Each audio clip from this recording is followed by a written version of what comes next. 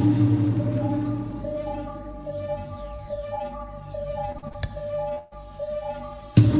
check, mic check. Don't forget, tell a friend we're live in a few seconds. Look at that, few seconds. Let me just, hello everyone, welcome to the Black Betterment Broadcast. I'm your host, Raven. Let me just send some of these videos across because I'm literally rushing from one end to another. I'm just going to be 17 seconds to get all my stuff in order. What is that one? So, yeah, give me 14 seconds, family. We're almost there. I haven't labeled these, so I'm going to struggle. Oh, that's cool. All right, let's find it. All right, so where do we go now? I need to open up the actual show thing. There we go. All right, let me get rid of that from the screen. There it is. Let me open up the PDF. Hope you guys had a fantastic week. For those who are new, this show is a show for the Black community to find solutions. That's right. Let me go share screen. Here it is. All right, cool. So there we go. So yeah, we are at the 100. Is it 125? No, 126. So that's wrong. But okay, we're in the 126th episode, but not to worry. So let's go as we always start. So don't forget to follow Black Betterment Building Instagram. Don't forget to follow that. This appears to be long. It appears to be long document. Save time by reading something. No, okay, about that. Can you see that? Let me get that. I go to view, read. Yeah, so we start. We talk about the triple tragedies, which is white supremacy, anti-black racism, and the Ma'afa, and that's very bad. Oh yes, and because of those triple tragedies, we have the double dilemma, which is we are despised and we're disorganized. I repeat, we are despised and we are disorganized.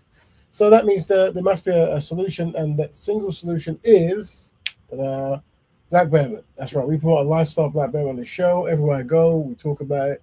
And that is a lifestyle of Black people helping Black people with Black issues. The idea is, unfortunately, because of how history works and stuff, Black people doesn't seem to be naturally motivated, geared towards doing any collective attempts at betterment.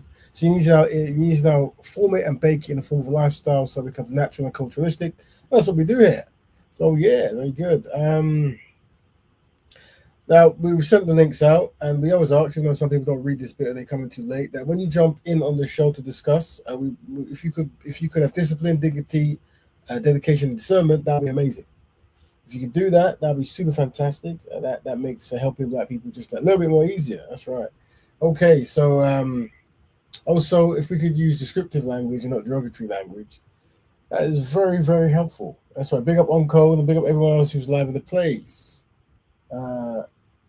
Uncle Bob, yeah, big up. Who else? Okay, so let's give a breakdown of what's happening. So just so you know, what was meant to happen, they wanted to do a part. I was on a podcast with Jedi online at Speakonomics, and we did a show. I forgot what the topic was, but the title, but it was basically getting biracial people together. To just ask questions about identity, I think it was, and should you marry this person? Should you marry that person? And there was a lady on there. She went viral with the things she was saying. And what I wanted to do, they wanted to do a part 2, but she literally had to change last minute, so she can't do it. And I said, there's no point doing that topic without her because she was the one really kicking off. So what's happening is, I'm not too sure what's going to happen, but I did want to actually get. Because a lot of people message me saying, you should have said this, you should have said that. So I collated some information to just go back to the part 2 show whenever it happens, just to, last time you were here, you said a lot of these things that were quite controversial, and let's try to unpack it and try to really see where it comes from. I mean, newsflash, it comes from being a Euro-centric person, and my thing is to really highlight that. But yeah, so that was that. But either way, how that correlates, that might correlate with today's topic, one of our topics, and that is there a history of biracial superiority complex? Is there a history of biracial superiority complex? We discussed how some Black people view biracial members of the community who might have a superiority complex. It's very tongue twisty. Yeah, so this is just something that there were some videos that some people posted me, and I mean, it's a historical thing that's happened, whatever. But it's the perception of how maybe dark-skinned people perceive biracial people, how they think themselves, or maybe how they portray themselves, or actually what goes on in the back of the mind. When I speak to I speak to people who have family members or cousins who might be biracial, and it's interesting. You talk to the actual biracial person, their perspective is different from the actual the person with two black parents, whatever it is. So that's interesting. So that's one topic. We were then going to go questions for the Euro-centric biracial person, meaning actually for the people who actually think, who actually view things from a Euro-centric standpoint. What kind of questions should we ask them? Because I'm going to take these questions to the show that I was going to, but that show's going to happen whenever we can get the people together. But I've also been asked potentially to before that show. And this is something that I was pushing forward more so, is to actually find, because we tend to find it's very easy to find biracial people who are either anti-black, Eurocentric, or in the middle, or whatever it might be. But actually to find biracial brothers and sisters who are actually pro-black or have some kind of Pan-Africanism or some kind of collective betterment for the black people, whatever. So there's a few people I'm approaching, and if you guys are interested, if you're based in London, you can come. We're going to try to see if we get that sorted. Maybe this Sunday, if you guys are available. If there any prominent figures or speakers, whatever. Since I said that Pan Molotowism has jumped in, he's a famous. He's jumped in the guest. But the only problem is, brother, it would be good to have a conversation with you, but because I'm trying to get things quite serious, I don't know if your style of rhetoric would work at the moment. But I'm sure we might have some space for you. We'll see what happens. Mental health in the black community. Yeah, a topic we're going to tackle today is also mental health in the black community, generally around the world, but in the UK, that's something that I'll play a few videos about that. We're going to do a part 2 of this at some point, and maybe get some people who's more, specialized in that. But that's a serious thing. It really is a thing. Oh, big up. Oh yeah. Sorry, if you could jump in, that would be cool. I would like to. I sent you a message, brother. I don't know if you would. If you're available this Sunday, I don't know where you're based, and many people are actually quite secret and they don't really want to be on camera and stuff. But if you or anyone you know wants to, I'm trying to get pro-black biracial brothers and sisters who would like to actually speak on Jedi's show, just so I can demonstrate there are different spectrums of mindsets within the pillars of groups and stuff. And if you would like, I don't know if you or anyone you would recommend, let me know. That would be interesting. People who are pro-black, but they have one black parent, and also, and you can unpack the whole. Obviously, pan-mulattoism is here, but you can unpack the whole naming convention of how biracial, mixed black, and mulatto, and people who might claim that who historically might not necessarily be able to, but today they can or can't, or whatever it might be. Like good stuff. But let me know if you can just jump in, we can have a conversation. And what else? We've got massive project. Yeah, I don't know if I'm going to show it today, but I wanted to show some of the transformation of Burkina Faso.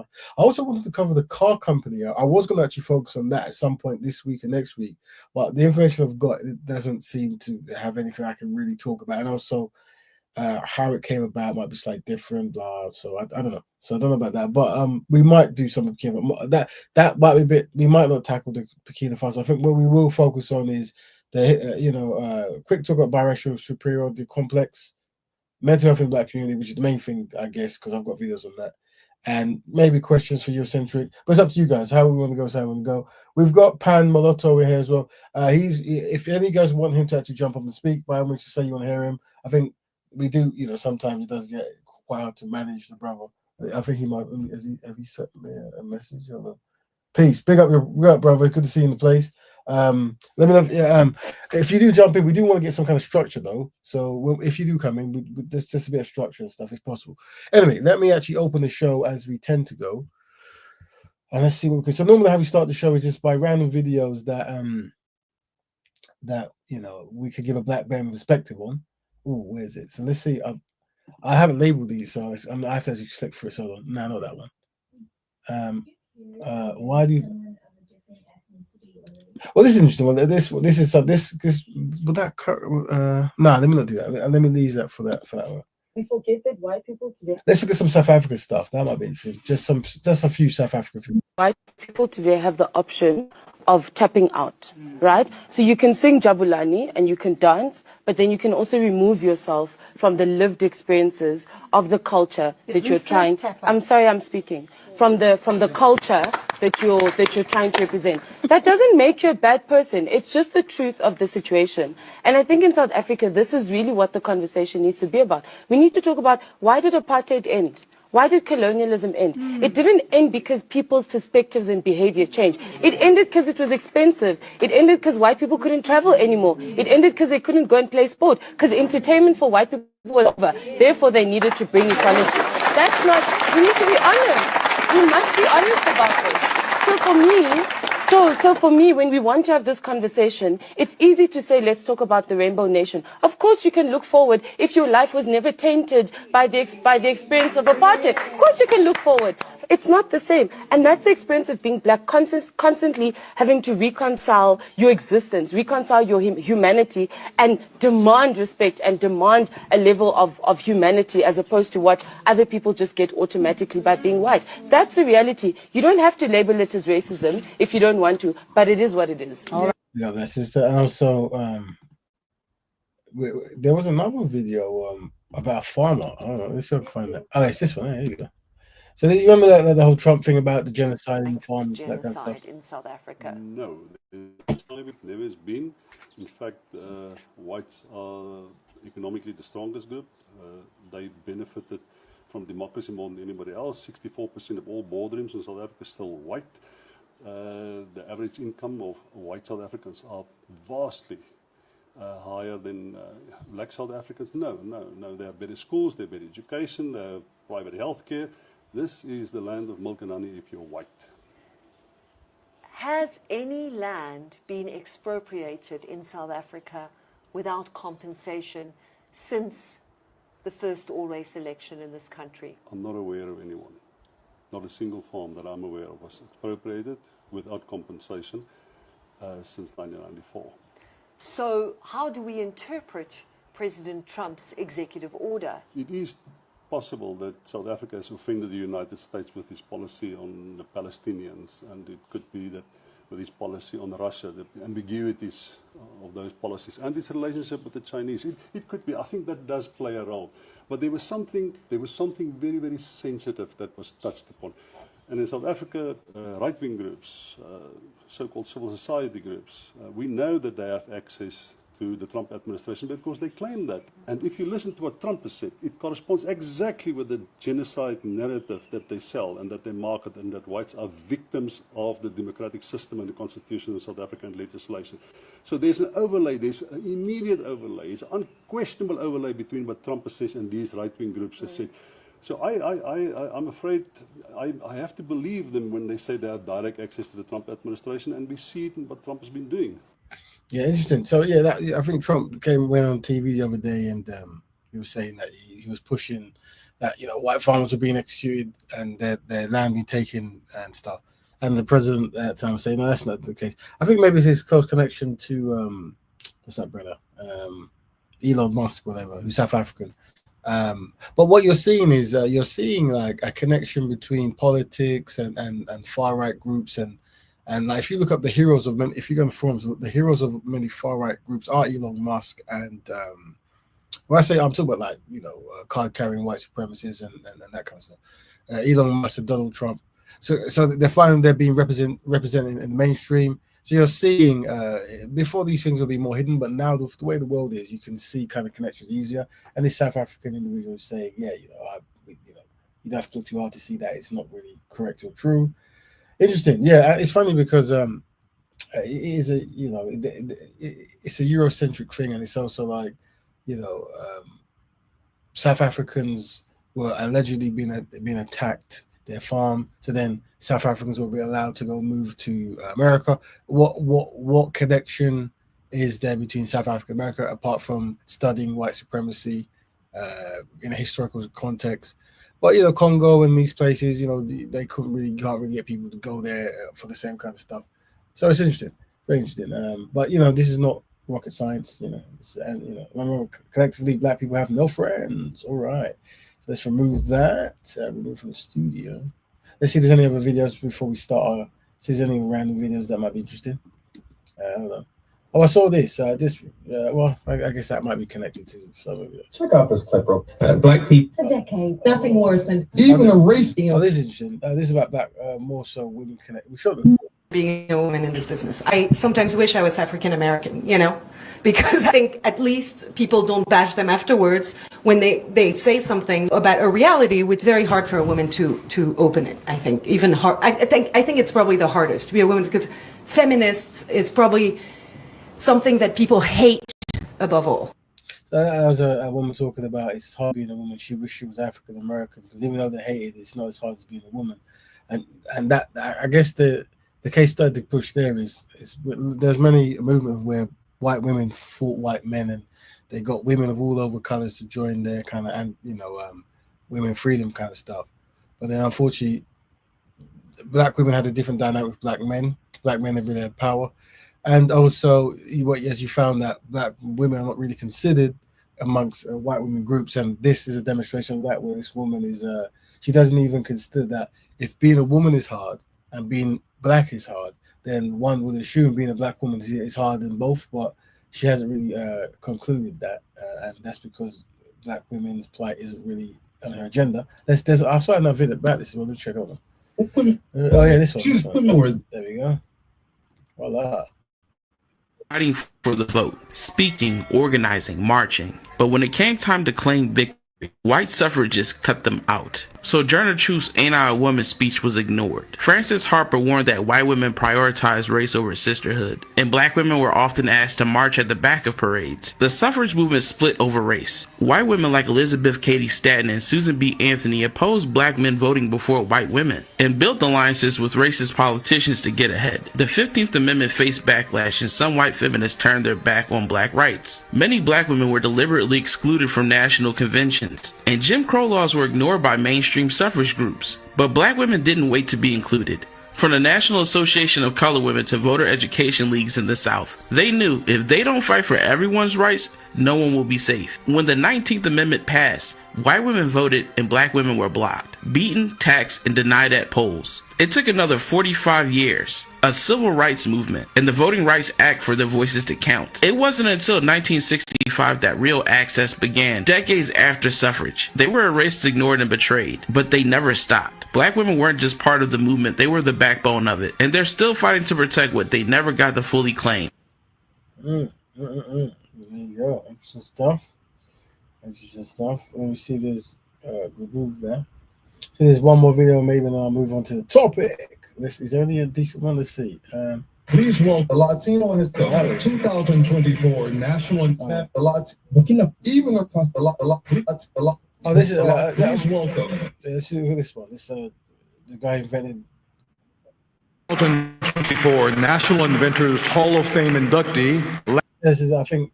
Did you know that it was a black man behind the Star Wars lightsaber? It might be the effect more so. Is it the effect or is it the sound? I don't know. Lanny Smoot.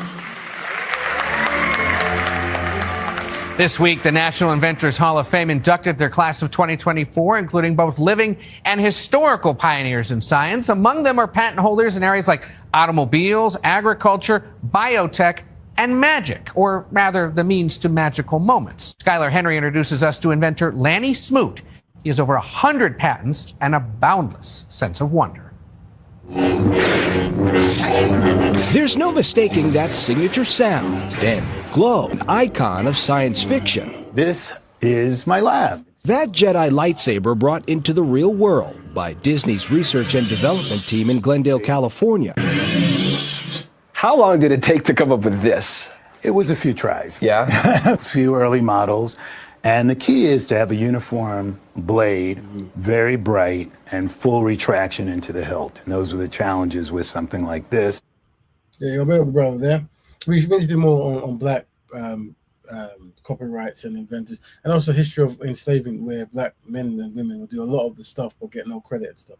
So that we should do more of that. Oh, we're joined by Brother Qatari. Good, I'm glad you're here. Let me get rid of this. Welcome, family. Welcome. Black Betterment to yourself. Yeah, peace, King. Peace, family. Peace, everyone that's tuned in. God bless. Hope everyone's had a good week, good day. Excellent. Plenty of energy, plenty of love. Now, let me not drop it on you because it might be a bit soon. But I was thinking, basically, what it was is the show that you saw with the sister Dinalva, I think I'm saying the name wrong, and Chinks was his name. The brother who did that show. He wanted to do a part 2 show, so he was booking for this Sunday. But I think he couldn't really get them in because they're in different countries and this kind of stuff, whatever. So I was suggesting, I'm suggesting that maybe what might be a good idea, and the family listening can agree or disagree, is having biracial people who actually were born or became more pro-black or more Afro-centered, because the two people who were on the last time, when you actually sum up their argument, a lot of them are either kind of like Euro-centric, I would say. They're more Euro-centered, and they seem to, more so the sister, to be honest, they seem to spend most of the time defending European aggression and minimizing certain things like enslavement, colonization, whatever. So I thought maybe an idea would be to maybe invite more Afro-centered or Black-centered, Pan-Africanized, biracial people. But then once again, some people actually want to go live on camera on TV. So it's I can't really. But I don't know if there's any people who might recommend or anything. But would you reckon that would be a good idea as a topic if to do, or is it not really family? I think that'll be dope. Just for me, it's a little bit last minute because I'm kind of busy tomorrow morning and the weekend. So, but I'm definitely interested though, because I think it does need people that really are passionate about it. Do you know what I mean? So, and the right kind of people, because there seems to be a lot of separation and a lot of people. Like, I've got a video, speaking of all of this, I've got a video that I made today, and it's about another biracial channel speaking on what we're doing over here. And they're speaking specifically about the Black Betterment channel. And it kind of, sorry? That's very interesting. That I didn't know that. Carry on. Yeah, sorry. Yeah, okay. Yeah, and it ties into Pan Mulatto, because this is like a mulatto-based channel. And my thing with this is very simple as this, right? Because Pan Mulatto did say that he wants to bring everyone together, kind of at the end of what he's saying. He's saying basically it's all about mulatto, but he wants to kind of bring everyone together. And I hope that's what he really is passionate about, and that's what he really cares about, because that's what I care about. I care about all shades of dark. It's not just about dark skin. It's about brown, toffee, all type of color. It's about our beauty and expressions of our beautiful culture, and you know what I mean? And that's what we should be celebrating, how joyful and lucky we are to have something as beautiful as melanin, and we have different shades of it. So we shouldn't be getting tied up into red bone and yellow bone and this bone and that bone, when really we are expressions of a beautiful, beautiful race. And that's what I want to get onto, because I've got a video I made today, and it's kind of surprising and shocking, because there seems to be a mulatto group that have grouped together. And to me, and even what we're going to hear with some of the sound bites, they are only about mulatto. They don't seem like they're about uniting with the rest of our shades. And what I'm trying to say is that it don't make sense. Like, if you want to do that, that's all good for you. But what I'm trying to say is that it just doesn't make sense when there's so many different shades and spectrum to our race. So if you want to go hard at being albino, being red bone, being this bone, that bone, at the end of the day, we're all one race, and there's no point dividing and separating each other when we should celebrate and love each other. That's what I want to be bringing. So, sorry to get carried away. Well, two things. Pan Mulatto is here, and he can come up with permission of the group or yourself, because he's always welcome to brother. So if everyone wants to speak to him, he's here waiting. But I'm putting up because we're trying to get certain A to B to C conversation. But what I would say is two things. One, be up yourself, brother, because what you represent, what you push forward is definitely constructive and something that we want to put out. But also, unfortunately, with one thing I want to do is actually start listening to, from a case study standpoint, what motivates people of one black parentage or mulatto backgrounds or biracial backgrounds or mixed backgrounds, all these terms, what motivates them to maybe do some of these acts that you're describing? And talking to the sister on the group last weekend, the brother, I think a lot of it comes from like not feeling not accepted by one side or another side or both sides, this kind of stuff. And that's something to unpack, because that can now be a strategy. If there is a history of that, then a constructive discussion can be had. Because when you have this constructive talk, then we get to the bottom and we can see what really, what a person really feels and is, more importantly, their solution. You see? So, like I said, let me go back to where is that? Oh, why is it not that share? Share screen? Stop.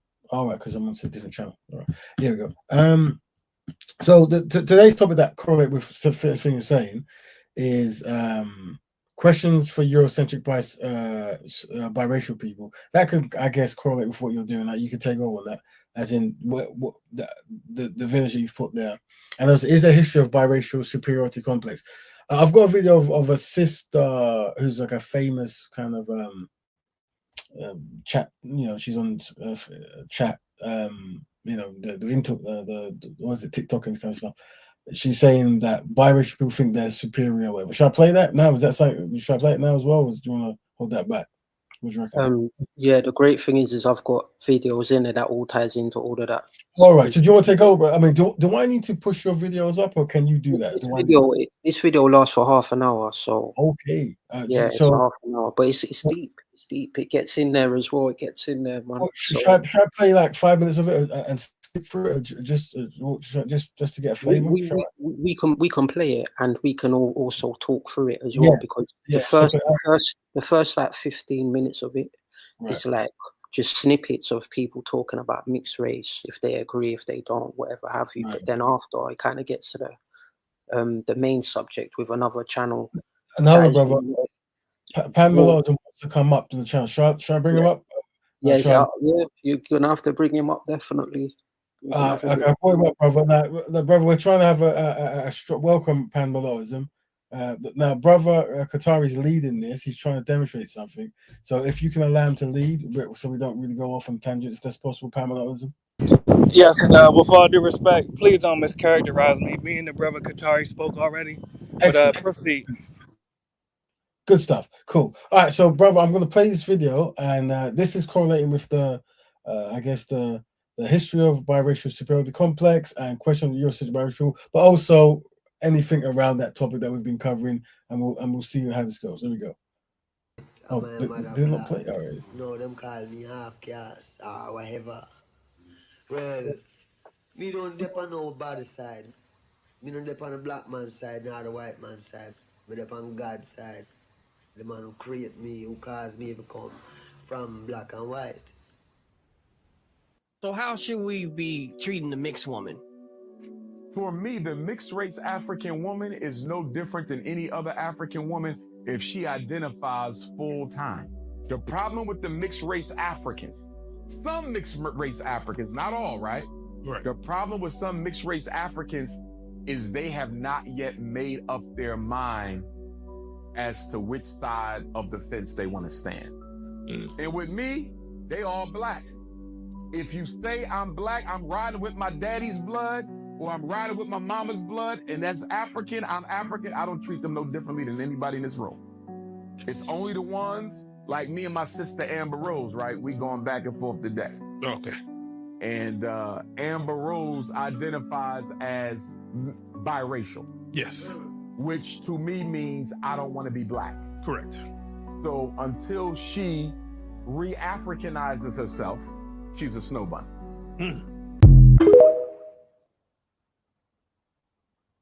know what I'm saying? I still look at mixed race children as they're black anyway. So if you're going to say to me, oh, well, mixed race children diluting the society, I'm like, bro, it's not. Still black. Because a mixed race child gets with a black woman, a black child. So it's like, what do you think about that? You know what I'm saying?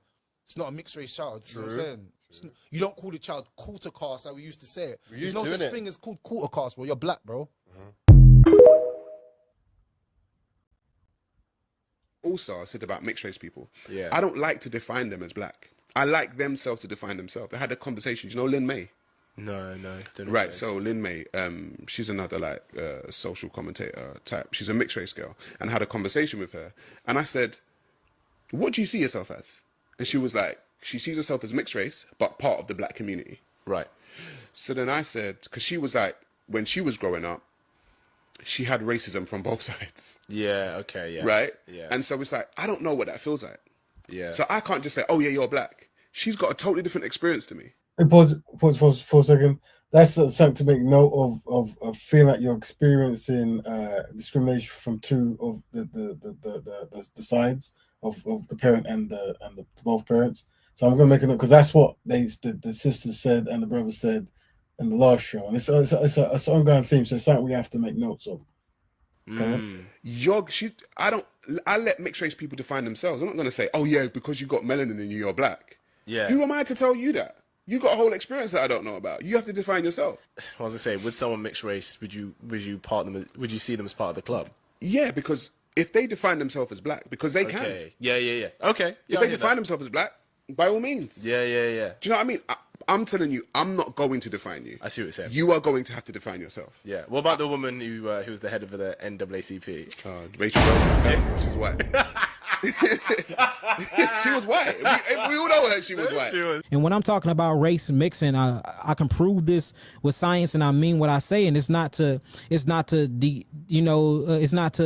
speak down on you or nothing like that. People ask me a question, I have to answer honestly and with a scientific mindset with it. When you check the wound of any other race and you check the resonant frequency or the pH balance of a black woman's wound and of her vagina, it resonates with the black man. It's the compatibility is balanced. When you check that with a white man or you check that with a Mongoloid or Asian, the resonant frequency, and even I have a video I can send to you that Dr. Sabi spoke on this as well. The resonant frequency and the electrical frequency is different for every other race. Our mineral is different from your mineral. Our mineral would be iron phosphate. Caucasian minerals usually is zinc, and Asian mineral is usually copper. So the main minerals that's in our blood dictate the frequency and the vibratory rate that's in our wounds, that's in our organ. Each organ have its own frequency and tone. Melanin, or what we're going to call carbon constituents or carbon constituent chains, is at a different frequency. We have neuromelanin, we have eumelanin, we have pheomelanin and cosmic melanin. Yeah, a lot of different races don't have neuromelanin at all. Y'all just have eu and pheomelanin. So there's different resonance and frequencies in our bodies that's different from y'all. So if you start matching frequencies that are out of tune with each other, you create what I would call an imbalance in creation or imbalance in a cell. So the cells come out already genetically weakened, and it automatically come out mutating. And that's why you see a lot of mulatto or mixed children actually have a lot of social skill issues. They have a lot of mental issues. They suffer from a lot of depression. They have anger issues, and these are just statistics that you can Google, and it'll pop up showing you that mixing races and sharing cellular structure and DNA with a people that's not a part of your tribe, it have not only an intellectual deprivation from your mind, but it has a genetic mutation on the cells of the body. And your teacher, your great teacher, Dr. Sabi, taught the same thing. But essentially, this one drop rule was used as a way to gatekeep whiteness. And it's kind of funny because now I'm observing us doing the same thing to blackness. But I'm not saying it's not justified. Anyway, Beyonce releases the film. Naturally, she has a film premiere. All the stars show up, but Beyonce shows up like this. Silver, platinum blonde hair. And when I saw it, I was like, girl, you didn't tell me you were also gonna... Because you see the... Okay. When I saw the photo, the first thing I thought was she looks washed the hell out. But you know what? That's what silver does when you are already, what? Light-skinned. Because it seems like a lot of y'all are forgetting that Beyonce is, and has always been, light-skinned.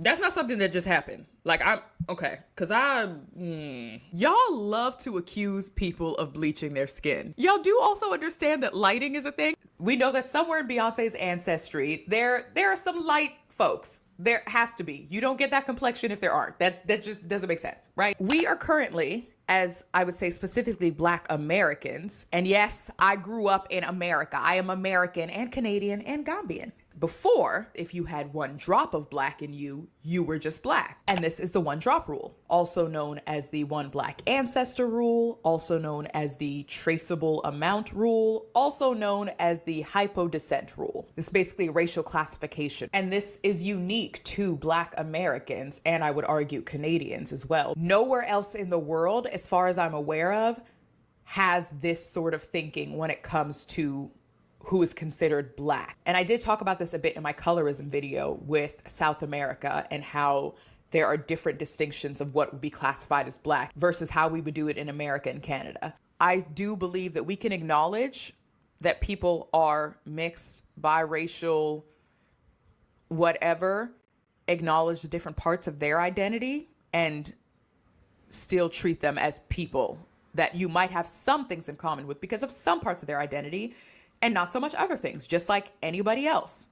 I get mixed people feeling damned if they do, damned if they don't, of like, if I say I'm Black, y'all turn around and say, you're not Black. Biracial isn't Black. But then if I say I'm not Black, I'm mixed, y'all get upset. Y'all did this with Megan. People are like, why is she acting like this? It is okay. It is okay to be frustrated and irritated. Tyla is from South Africa. They have a different relationship to Blackness, to people being mixed, who's indigenous to the land, than Americans do. While indigenous South African groups would be considered Black and descendants of British and Dutch colonists are white, a third group, colored, refers to South African citizens of mixed ethnicity, often descended from interracial couplings between native Black Africans and white settlers. Tyla is Indian, Mauritian, and Zulu, so she is mixed race. For her, at least in South Africa, she would say she's colored. Mixed people are not Black. This is something that I've always said in real life, but for me, mixed people would never be Black. They never will be, right? Because you can't mix Black and white and say you got Black, you got gray, right? They can't claim whiteness. So how come they can claim Blackness, right? And for me, it is really important for us as Black people to separate ourselves from, biracial people, because as long as we are lumping them together with us, we can't win, right? Because they are closer to whiteness. It is what it is. This we won't be able to change. The world will remain, racist. It is what it is, right? And then by and large, the world will remain colorist. This is what I believe, at least in my lifetime. So for me, because we have now accepted somehow mixed people as Black, look at music today. All you see is, LMA, Ice Spice, a lot of, ambiguously looking women, right? Like how many dark-skinned Black women are, big in music today. As long as we are mixed people, as long as we are lumping them with us, then any director can cast an ambiguous looking woman and be like, oh, monoracial Black women are going to be just fine with it. They're going to be just fine with it because they consider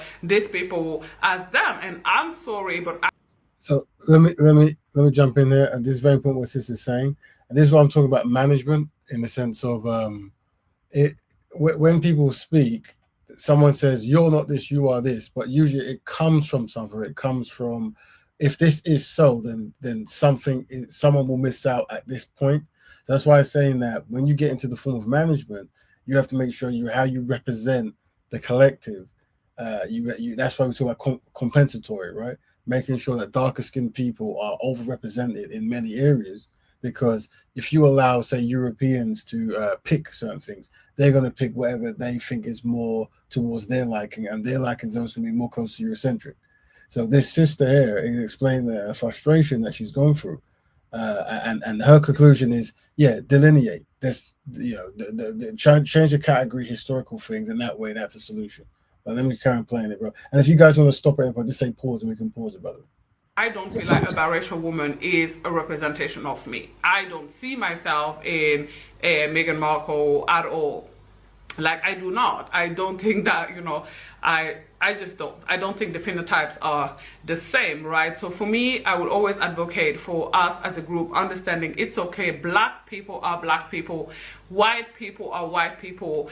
Mixed people are mixed people. And there is nothing wrong with that. Actually, I feel that sometimes we force blackness down their throat. There are some biracial people who came out and say, actually, I'm not claiming black. And, black people been claiming them, and they came out and say, child, embarrassing, right? They came out and said, actually, I feel somewhere in the middle. So I think, we should allow them to have that. And to be honest, even if they feel black, in my book, like, as problematic as this statement may sound, they're not, right? The experience of a biracial person moving through the world is never going to be like similar, the exact same. It can be similar, but it's never going to be the exact same experience than the experience of being a darker skin, a darker person, a person of a darker hue moving through the world. Like the racism they experience, and this is not to say that they won't experience racism, but even if they do, it's never or rarely ever going to be at the intensity of the one that we experience. So the experiences are different. The average dark-skinned, monoracial, dark-skinned black woman is not going to, doesn't look nothing like Zendaya, is not going to be able to recognize herself even in a Yara Sahidi, and that's just factual. Like, that's factual. I'm sorry, but that is just the truth. It is. If anyone else is saying anything else, in my opinion, they are. Press pause. Go on, brother. Speak. Yes, very briefly. Is there anything that she just said that you all disagree with? Well, I don't disagree with. I never have the experience that people face via your melanin. The higher melanin you have, the darker you are, the more likely you're going to be discriminated. Yeah. Yes, but as far as the part specifically when she said a white person is white, a black person is black, and a mixed person is mixed, do you agree with that part, brother? I agree. I agree when it comes to like categorizing, but I categorize two of those groups within one collective group. Well, then that means you disagree, and I'm not trying to argue with you, but that means you have a point of contention with the black sister on the screen. And my point is, black people have a right to gatekeep their own identity. Yep, I hear your opinion, bro. Like I said, I think this video has already showed that all over the world there's different definitions of stuff. For me, the actual term that someone calls themselves is fine, as in mixed, black, and this kind of stuff. But I still say that when it comes to like collective movements and Pan-African movements and pro-black movements, a person who is mixed black or biracial black or mulatto and these terms and mono black and this stuff are in the same category group, although there are different terms to describe them and different pillars. But I guess the example I gave 3 weeks ago about the Haitian Revolution, where you had, I guess, 3 pillars that came together to represent the Negro race. You had the mulattoes, you had the indigenously the Haitian-born black people, and then you had the African-born black people, and they had 3 pillars that they stood by those pillars, but they came together to liberate Haiti from France and this kind of stuff. So I guess I've got like that concept still exists today as we know it. Yeah, my bad. Sorry, go ahead, brother. Yeah. I want to say peace, mulattoism. Much love to you, King. I hope you had a beautiful day today, and you're nice over there. Appreciate you. Yeah, man, love, man. And I just wanted to say, and kind of to agree with you, mulattoism, is because these little snippets I'm playing is to give people different aspects and different. We're all saying stuff that we may agree with and disagree with, but these snippets here are to give all perspectives, what people are saying, what the narrative is that exists today. That's all it is. But we're going to get into it in a bit. And we're also going to get into the mulatto people, what the mulatto people are saying, because that's very important, because mulatto people, to me, should be coming back to the shade, because we're all one people. So it's cool to put your fist up in the air and scream red bone, dark bone, mulatto, right? But what I'm trying to say is this: we should be uniting and coming together under shades of black, because we're all from black. That's what I'm trying to say. But we're going to get into very briefly before you hit play again, just to the title of the video, just as we criticize the Euro-centric mulatto, we must also criticize the Afro-centric mulatto because both are off-center. You must center yourselves in what you are, which is a mulatto. Everything else is based on an opinion. And 5 seconds in closing. Literally, this conundrum of mulattoes feeling the need to fit in with black or white, this only occurs in countries where mulattoes are not the majority. I thank God that I had the ability to raise my children in Puerto Rico because they never felt the need to pretend to be black or white. Thanks for your opinion, brother. It's Karen playing. Being disingenuous.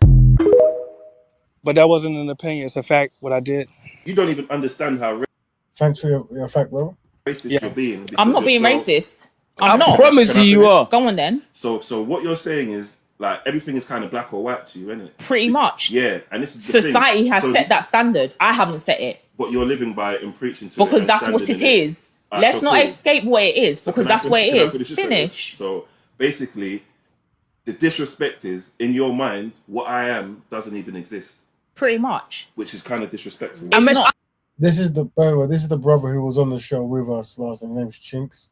We never really got a chance to really unpack this because the sister took over the conversation. But one day it'll be good to talk to this bro. I don't also agree with. I didn't think of it. Which is what my point is. But you have to because mixed is mixed, isn't it? Understand my plight. Because they're similar to you. Yeah, I have. There's like 4 conversations. Sorry, Chink. Sorry. The only reason why I'm saying I agree with it because my daughter's mixed, in a sense that her dad's mixed race, and I don't take away the fact that she's mixed race. Although my family or a lot of people say to me, "Well, she's black," and I'm like, "Well," and sorry to cut you because this is what the issue is. Because say for example, if you had mixed kids, you two, hypothetically speaking, and this is what happens because when you're mixed, you're like, I don't want to say special, but it's a rarity. Because right, you just highlighted my point. And so, like, what it is, there's 2 people who are not what you are. Dictating to you what you are, which leads to the confusion. When the fact of the matter is, please pause right there. But like people, who he just made a great point right there. Jedi said verbatim, there are 2 different people who are not what you are, dictating to you what you are, and that's literally with all due respect, that's what Raven is the victim of. Blacks told him that he was not black, but whites told him that he was black, and Raven said, let's forget about science. Let me just listen to the white man because he's my master. And he pretends to be black, which is unscientific, with all due respect. Right. So, brother, I don't know what your fascination with me is. It's fine, to be honest. No, you're the host, brother. I'm speaking to the host. Right, of course. But the issue we're saying here, right, is everyone has different ways of viewing race classification, right? And this program is about how do we unite people historically who are Afro-descended, Negroes, Black, mulattoes, whoever it is, on finding particular groups to work together to find solutions, right? So one thing that you might agree with is your identity of how you've identified yourself has shifted from birth to now, right? No, not at all, never. So you've always called yourself a mulatto, is that correct? Definitely. I'm descended from Melungeons. I've answered this question multiple times. Right, okay. Well, okay, of course. So then why were you going by a different moniker before? Yes, because as a mulatto, I'm still a part of the African diaspora. That's undeniable. But I'm not only a part of the African diaspora. That's the part I had to acknowledge. Hold on, family. What else are you a part of then? Exactly. I'm also a part of the Native American diaspora. I'm also a part genetically of the European diaspora, just as you are. So we have to stand on DNA instead of opinions. Hold on. That's you're making a good point because I guess this is where I'm gonna try to speak to biracial people more, and this is where I have no confusion, right? So, for example, fortunately or unfortunately, people of Afro descent in the Caribbean and the Americas are going to have admixture from Europe, right? Yeah, because of the interaction. But what we're deciding is that is of no relevance, meaning that in order to prioritize Black people, which is a collective classification of descendants of African, we don't need to big up and highlight and work with Europeans because they have dominated the planet. All right. So there needs to be no acknowledgement. Now, that is easy for a dark-skinned Caribbean who knows that maybe the slave master at some point was in his DNA. That's easy maybe for the light-skinned Caribbean, right? Because we don't have a connection, meaning we can't go to our European great-great-great-grandfather and grandmother and say, oh, why do you do this? So let's be friends, let's be brothers. Oh, they're actually not that bad, right? But a biracial person today who has a white parent, they can. They're raised by a European, so they can have more empathy or sympathy or whatever it is for any kind of connection, right? So when you're talking to diasporans or people who have through that history admixture, we're not connected to a conversation about in our family. That's why the love that you have, maybe you knew like.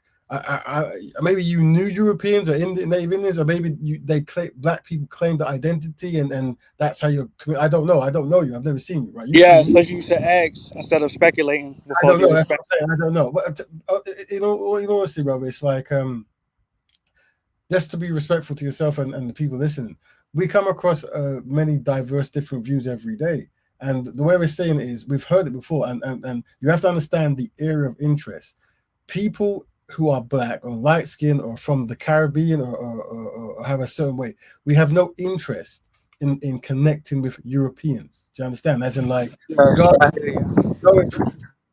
yes, and that's not the point of contention right now. My point of contention is, even though you said that your European DNA does not matter, my question is, when you made the decision that your DNA does not matter, did that erase your European DNA? Yes or no? But once again, what comes down to this, we have racial classification.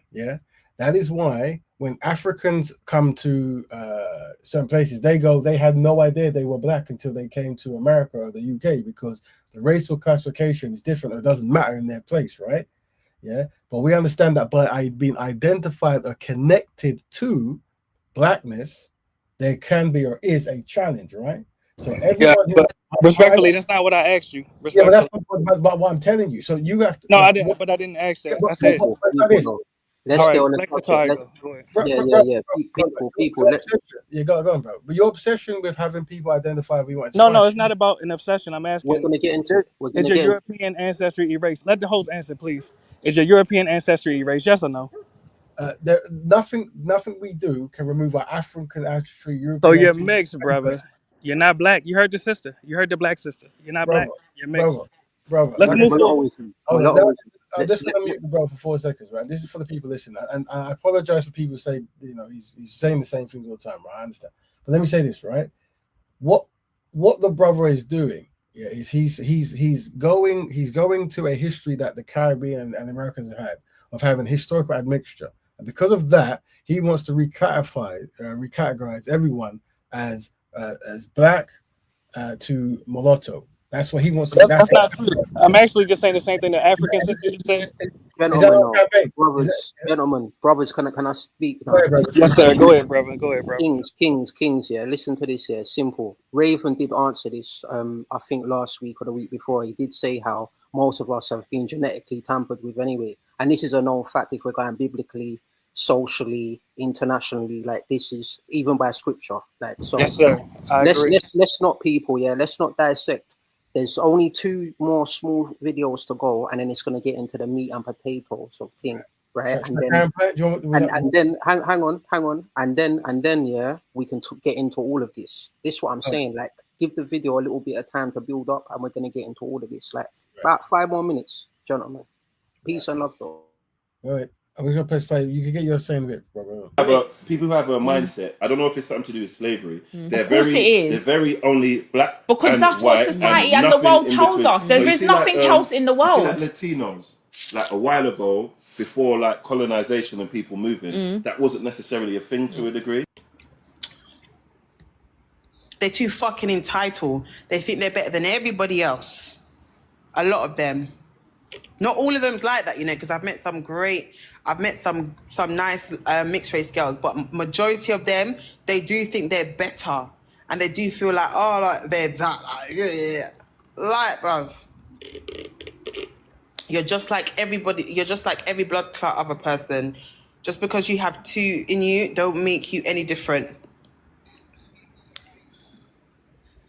They like to act like their shit can make patty. Your shit can't make patty, you know.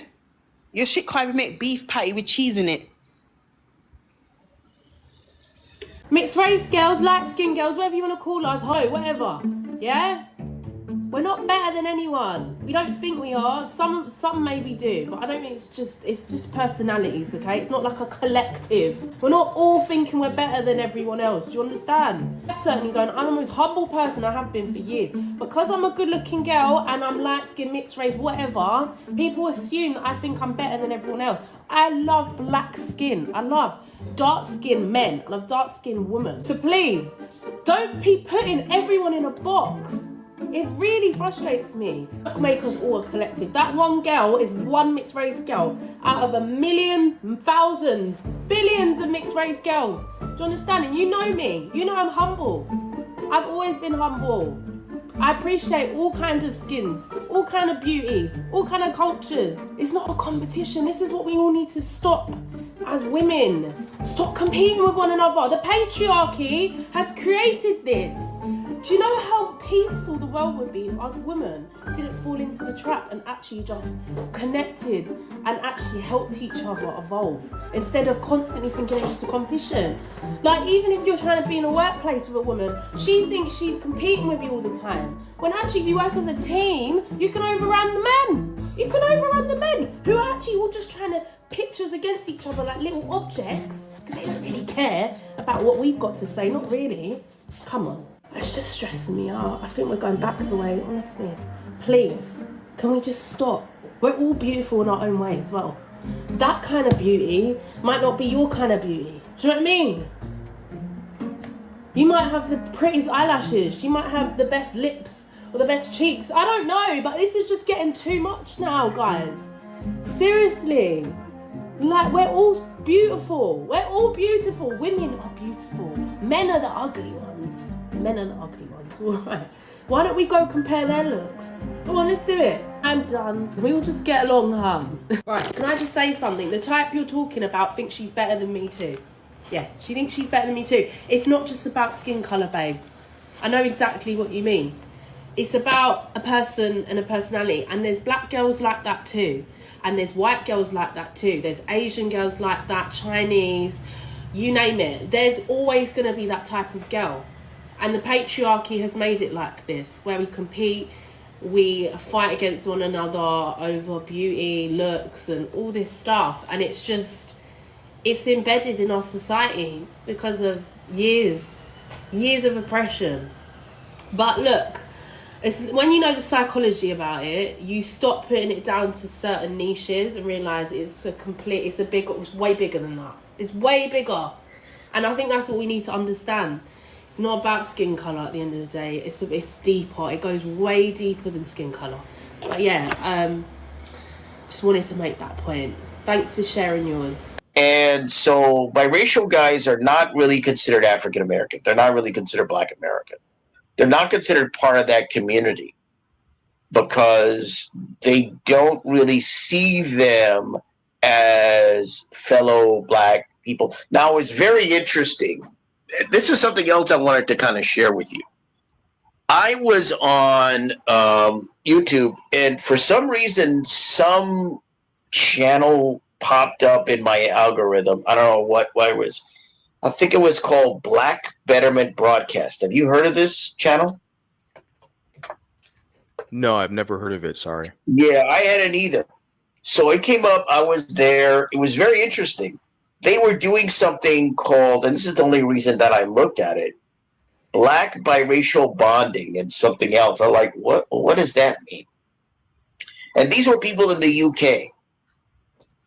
And they were trying to say that, because they had a guy up there who was mixed race, but he was one of these pro-blacks, or pro-black, I guess he was Pan-African maybe. And so this is in the UK and everything. So I'm in the chat. I end up doing this. And it's kind of interesting because I know in the UK that you have a substantial number of mixed race people. It was like 1 in 10 according to statistics. Or that you have a significant number of them. Right? But these people, I mean, they even had like a bunch of people they put up in some graphic, and they said, well, the black diaspora, not diaspora, maybe it was diaspora, but black individuals comprise a number of people. So for them, they were like, oh, we want to build and we want to construct and we want to do things. And there was this guy in the chat, Foster. Have you heard of him? But he was in the chat. But it was interesting. Like, I didn't go on their panel or anything like that. I was just in the chat. But there was a guy who went up, and his name was Pro Mulatto or something. I don't know who he is. But he was going up there, and he was trying to answer these guys and he was trying to say, you know, instead of identifying yourself as black or trying to do that, why don't you simply identify yourself as what you are, which is mulatto, which is mixed race, and do what you can to build up mulatto and mixed race people. Now, again, I don't know who this guy is. I've never seen him before, but he was making some decent arguments. Even I had to admit he was making some decent arguments to these guys. But these were people that saw mixed race people as part of the African community. And the problem is that, to my knowledge, that's not the case in African nations. Now, mixed race people can be African citizens, right? Citizens of the country. But there's a very clear delineation in African nations. Like, you go to South Africa, the colored are completely different from, I'll just say, African people. In fact, they will state the term African. I think there was a guy in South Africa even that was put on trial for calling himself an African. I think he saw himself as black and called himself African. He's put on trial because he was violating some law or something. I don't know what it was. But all right, just to stop the video there. In South Africa. Oh yeah, let me pause that. And I appreciate him shouting me out too. Go ahead, proceed. Well, there you go. So the algorithm. So yeah, as people know, there's many people who watch the show and keep quiet, but they're also welcome to jump in as long as they're quite. They have some kind of discipline in the court. But yeah, there you go. So yeah. Well, and I'm glad that there's that understanding that obviously people have. The thing is, when you talk about identity in the world and stuff, you're just gonna have different people. So that's why you have to have institutions with ideas and rule sets in it. And on a nutshell, whether you identify as mulatto, black, whatever, we are connected through blackness, all right? And and all of those groups are to benefit from the activities we're doing now. And this makes super sense for us, right? We're not going to go backwards and try to revert things. It's like we're going to see the challenges that people face. We're going to have the conversations and try to find solutions. So that's the idea of this, but all are inclusive in this Black Betterment broadcast and Black Betterment as a lifestyle. Yeah, and to add to that, what I want to say is because this channel here, this podcast that these brothers are on and what they're talking about, this channel is only for mulattoes, right? Now, my issue being mixed race and being biracial, as the government and people call me, right? Now, my issue with this channel and this podcast, where I don't really feel them, right, is because I do agree with us all like standing together. And if you want to put your fist up in the air for dark-skinned people, that's fine by me. If you want to do it for light-skinned people, that's fine by me. You want to do it for Asian, Chinese, that's fine by me, right? But when you're making a channel that is just for one shade of color, that's where you're going to find yourself in problems. And you're going to find yourself in problems on a humanity level, because there's a lot of people out here, right, that ain't playing the race thing. People ain't got time for the race and the color narrative. We already know. And even if you're going off of biblical scriptures, right, biblical scriptures and stuff like it, we've got color don't really, you see what I'm saying? Like, we're all human beings, we're all one under the sun. So that's my problem with that podcast, because they're only for my level. Now, if there was I'm gonna finish. Let me brush up. Let me land the plane. Now, if there was a channel that was only for dark-skinned people, I would have a slight issue with that, because I see myself, and not even see myself, I know, feel, and I am part of the whole ether and everything, right? and I'm connected to God. We're all connected to God, right? And if God is of all colors, then so am I. You understand? So at the end of the day, I connect to everyone. I connect to people that's on a conscious level. Dr. Francis Cress-Wilson said it best. The number one component in your body is your cerebral cortex, the thing that gives you thought. The second thing is your melanin. That's what she said, and she's a doctor, right? So, And please allow me to ask this, Katari, my brother Katari. Now, when you say that this channel is only for one shade, you know that what you're saying is incorrect because mulattoes come in a variety of different shades. We are not all light skinned. There are dark skinned mulattoes that exist. You know that, right? now this is a fantastic point, and this is an interesting subject that is beautiful to touch on, King. Now, I agree. It's the same as if you say there's light skin or red bone, you're gonna have different tones of different shades. But what go on, I'm gonna let you interject in a second, Yeah. right? So the point is this. Oh, my bad. I thought you was passing the mic. Go ahead. No, I'm gonna in a second. I'm gonna in a hot second, right? So my thing is this, right? The reason why I do know and I do think, and I've heard what he's got to say, because we're going to get into that in a bit. We're going to break down his ideology. He calls dark-skinned people savages, brother, right? We're going to get into that in a second. And this is the thing. This is what I'm trying to say. I can't listen to that channel, and I'm not involved in that channel being a mixed race biracial brother, right? It's because of his ideology that is on there. It's strictly for mulatto people only. He's not saying nothing about dark skin. I feel he personally has a problem with dark skinned people. I don't know the guy personally, but this video that's about to play is going to get into his ideology. And I've not even broke him down. I've not even tried to break him down. I've gone on his channel today, saw a few videos, put them together quickly. You see what I'm saying? So we're going to get into that. Yes, and very briefly, mulattoes have a right to have our own spaces, just as the blacks have a right to have their own spaces. And with all due respect, it's not the obligation of a mulatto to advocate for the blacks. The blacks must advocate for themselves. With all due respect, when the mulattoes feel an obligation to advocate for the blacks, it's similar to a white savior complex. And with all due respect, that's how I see Rap Raven. I think he has a white savior complex that he inherited from the European ancestors that he has. But no, mulattoes must advocate for ourselves. I hear you, King. I hear you. And this is what I said before, right? I said, I don't mind if Asians put their fist up in there, if Chinese put their fist up in there, light skin, red bone. You want to do that, that's fine by me, right? But my thing is this, is after you've done that and you get strength from within your tone and your shade, are we uniting with our other shades? Is that what we're doing? Because that's what I want to know. Because where I'm at in a fight, hang on, King, I'm going to finish again.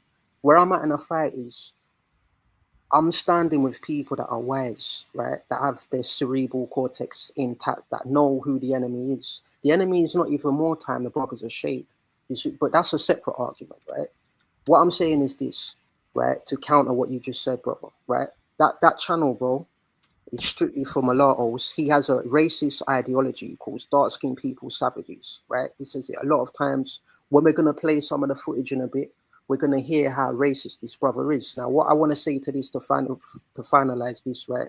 Me being mixed race, with people like him, right, and his ideology, he makes it harder for me to be mixed race within my black community, because it's already challenging for us being mixed race biracial as it is in our black communities. It's already challenging to do with all these racial identities and this identity crisis going on, right? It's already challenging. But when this brother starts calling dark-skinned people savages, and he has black in him, that's an issue for me, because he's then claiming and representing mulattoes and biracial, but really he's doing me a disservice, right? Because he's being racial and he don't want to link up and unite with the darker brothers where I do, because I am black. Do you see what I'm saying? But go ahead. Yes, with all due respect, you're mixed race. But let me just say this, and that's why I like to go point for point. So it's not a variety of different arguments to respond to at one time. But I'll try to make it brief as possible. You asked, when mulattoes unifies mulattoes, after we finish doing that, will we unify with the blacks? As if we have an obligation to unify with the blacks, just as we have no obligation to unify with the whites. Mulattoes have an obligation to unify with other mulattoes, with all due respect. Now, my personal opinion, I do not believe that the majority of blacks in totality are savages. No, I would never mischaracterize blacks as a whole as savages. Additionally, I have not heard this particular brother, I think you're saying Mulatto Vanguard or the other one on the panel, I have not heard them use these terms to refer to the blacks. So, I won't speak on that particular subject. Let me just jump in, family. Thank you. So this is very good that everyone's doing a case study. So what we're doing is we're listening to, because obviously there's a lot of groups that we're not really, by not being within a certain community, you might not know, or within a certain kind of identity, you might not know. But obviously, there's obviously plights and problems and issues that go on in mulatto, biracial, mixed groups that's in the world. And and what you're hearing here from these brothers is that kind of that conversation. And right now we're in listening mode, and then that you have certain motivations. You have Pamelaism, who's trying to educate people on what he deems is correct and how people should identify. And then you have Brother Qatari, who's raised with a pro-black stance and stuff. And then there's these gentlemen who's probably listening now, I don't know, but they have a channel now. But before I carry on playing, let me say this. From a Black Betterment perspective, every ethnicity, ethnic extension, and ethnic equation group have the right to have representation and come together to connect on whatever is right for that group. The only area that removes that concept away from Black Betterment is if you do that and you then try to harm or mistreat, make fun or mock other ethnic groups or other ethnic equations or something like that, right? That's where it becomes, it's not Black Betterment. So if you're a Yoruba and you come together with Yorubas because of Yoruba culture, Yoruba identity, something that's going wrong in the Yoruba location, whatever, that's fine. But then if you start making fun of Igbo or other groups, then now this is problematic. If I have an Afro-Dominican page or Afro Argentinian, Afro or whoever it might be page, that's fine. But if I start mocking Afro-Jamaicans or Afro-Americans, then now this is problematic. This is not in the Black Betterment spirit. So I think, I'm not too sure. We're going to press play, I don't know. But once again, remember case study mode. Unfortunately, being in groups where you might have black and white and other kind of identities, you might pick up some of the Civil War tongues that go on. So I suspect that, unfortunately, many of these groups I'm not hearing it, might actually have some kind of anger towards groups. One thing I would notice, and this is a case study that's very important for us to do, and I'm going to do it on the show I go to, and that is, and obviously we have people who identify or are of mixed heritage here, but it's the observation that happens where historically there's these two groups, the Africans and the Europeans, and then there's classifications that is black and white. And then there's what makes you black, what makes you white. But what seems to be interesting is the black side seems to always get the hell. That's interesting. Like the black side, the black side are the victims of the white side of the Europeans onto Africa. You tend to find that even in these groups now, there is no real heavy criticism. And this was something that I was pushing on in the discussion we had with the sister and the brother, that the European side can do no wrong, or is not to be mentioned, or you can say a crime and move past it. But the black is where we really focus at. This is bad, this is savage, and so forth. So people listen, try to do it as a case study. Just see if when all these terms are coming around and all these groups are coming together and the unions are happening, which group is actually being thoroughly or consistently bashed and which group is not. Because mulatto is a description of two groups, right? Two identities. But if you can say that, and forming a new identity, that some will say, right? But which of those three identities is actually most getting attacked? But which one of those identities is more responsible for the world pain that we're discussing? Interesting case study. Should I press play, brother? What people think about that? Yeah, go ahead, Kim. Go ahead. For example,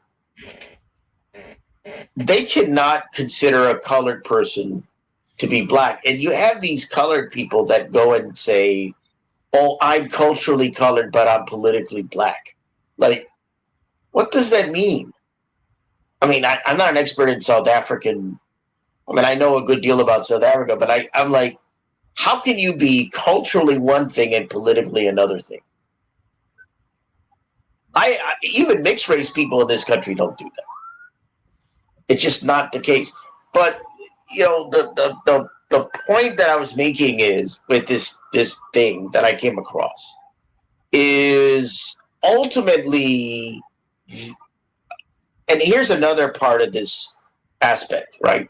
This is the UK, so I think there are some people who are either Black Americans, or maybe in the UK it's a little different, but there's some people that want to see mixed race people, probably more women than men, but mixed race people as Black, because they think they're doing a solid.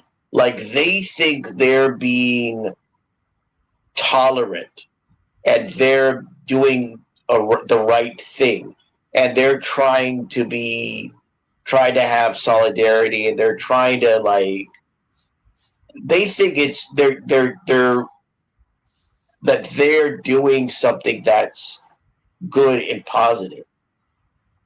And what they don't understand is that doesn't really work for mixed race people. If we talk about the US, we just aren't considered.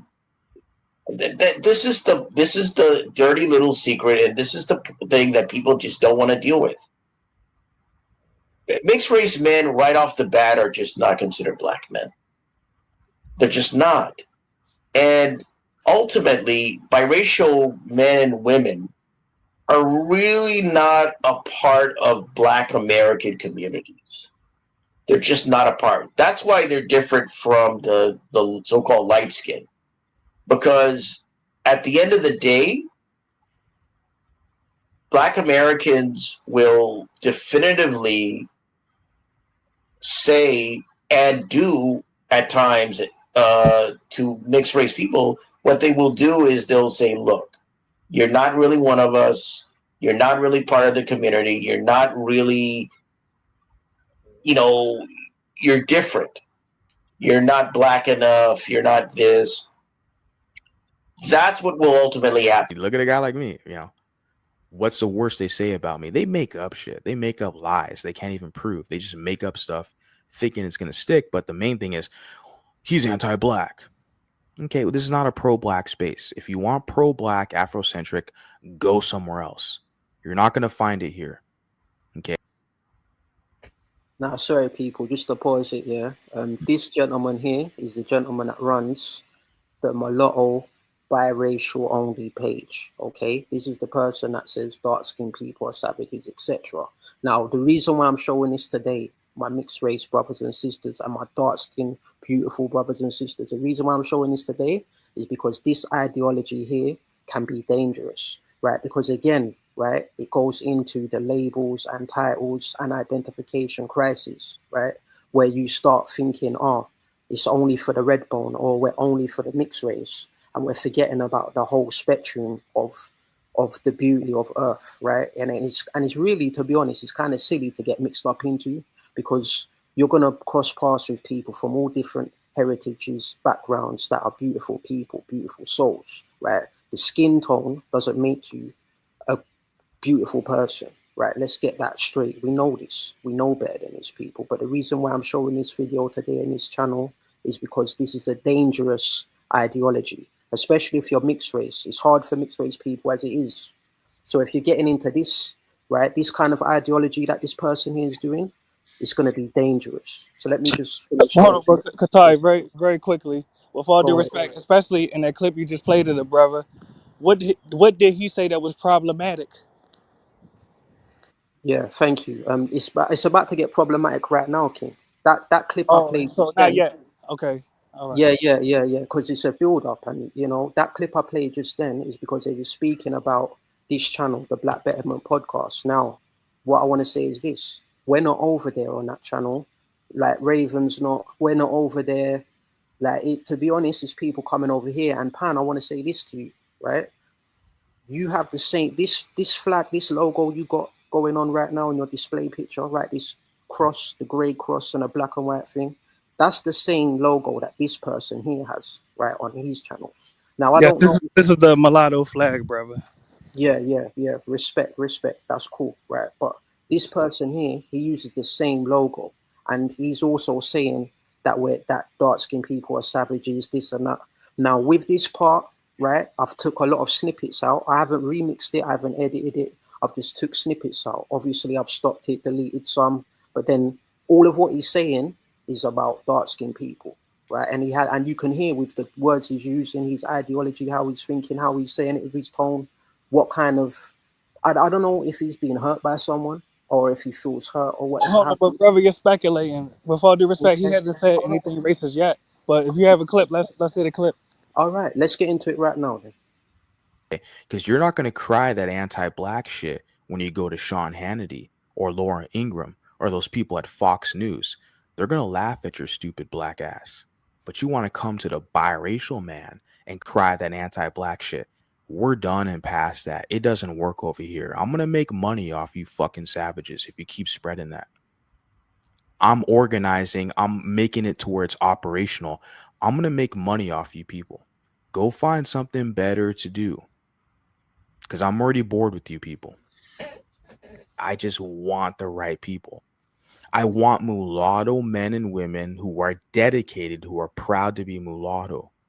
I don't want these grifters who are just trying to make a buck and sell their little shitty book, because I see a lot of people in the Facebook or whatever, like you have these mulattas with their black baby daddy. They're trying to sell their book and shit. And they're trying to market their material to, I thought about this earlier. I was laughing. I got a kick out of it. It's so funny. Like, you know, they want to sell their book to mulatto people to buy their book. And then they just want to use that money to support their black kids. And they want to marry into blackness, but they can't take their white ass into the black community and sell their book to black people. So they want to. Brother, can you pause it for a second? And I apologize for cutting Go ahead. what he was saying. Now, brother, you have to admit what he just said is literally what you just advocated for. You said that mulattoes should try to come back into the darkness, into the blackness. So actually what he said is in agreement with what you advocate for, brother. You have to be honest. And he did not call all blacks savages. He said these savages that he was speaking to, because we have to admit there are a lot of black savages, white savages, etc. So you cannot mischaracterize the brother. And I don't even know him, but I'm listening to it with an unbiased ear. Okay, and that's cool for your opinion, King. But let me say this, right? He didn't say all dark-skinned people, but it's the words he's using and it's the tone he's saying it with. Now, I don't know about you, mulattoism, if you call other people savages, right? If you call Latinos or other people savages. Definitely. Okay. I've called white people worse. But I'm going to say this, King. You do have the same logo as him, and this kind of ideology, what I'm trying to say, is dangerous to be called, especially if you're calling your own people. How are you calling your own people savages, bro? Well, Like, with all due respect, does that mean that white people are your own people because you're mixed with both? So if I call a white person a savage, am I calling my own people savages? Respectfully, I'm asking. If I called a white person a savage, would you say that I'm disrespecting my own people?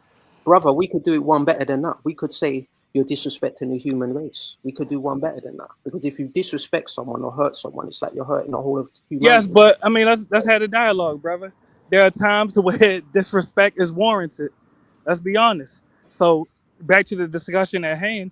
If he called a particular black person a savage, or a particular group of black people a savage, if he felt their behavior was savage-like, I cannot call him racist for that. With all due respect, really. And I'm gonna be honest with you, I was waiting to hear the metaphorically the smoking gun, really. But what you have played, nothing has been incriminating. With all due respect. And just in closing, because I don't want to take all the time up, just so we could recircle the wagon, brother. You said earlier that we as mulattoes should try to procreate back into blackness. Now the brother literally just said, and when I say the brother, I'm talking about Mulatto Vanguard. He literally just said the same thing that you said. So you cannot say that he's wrong.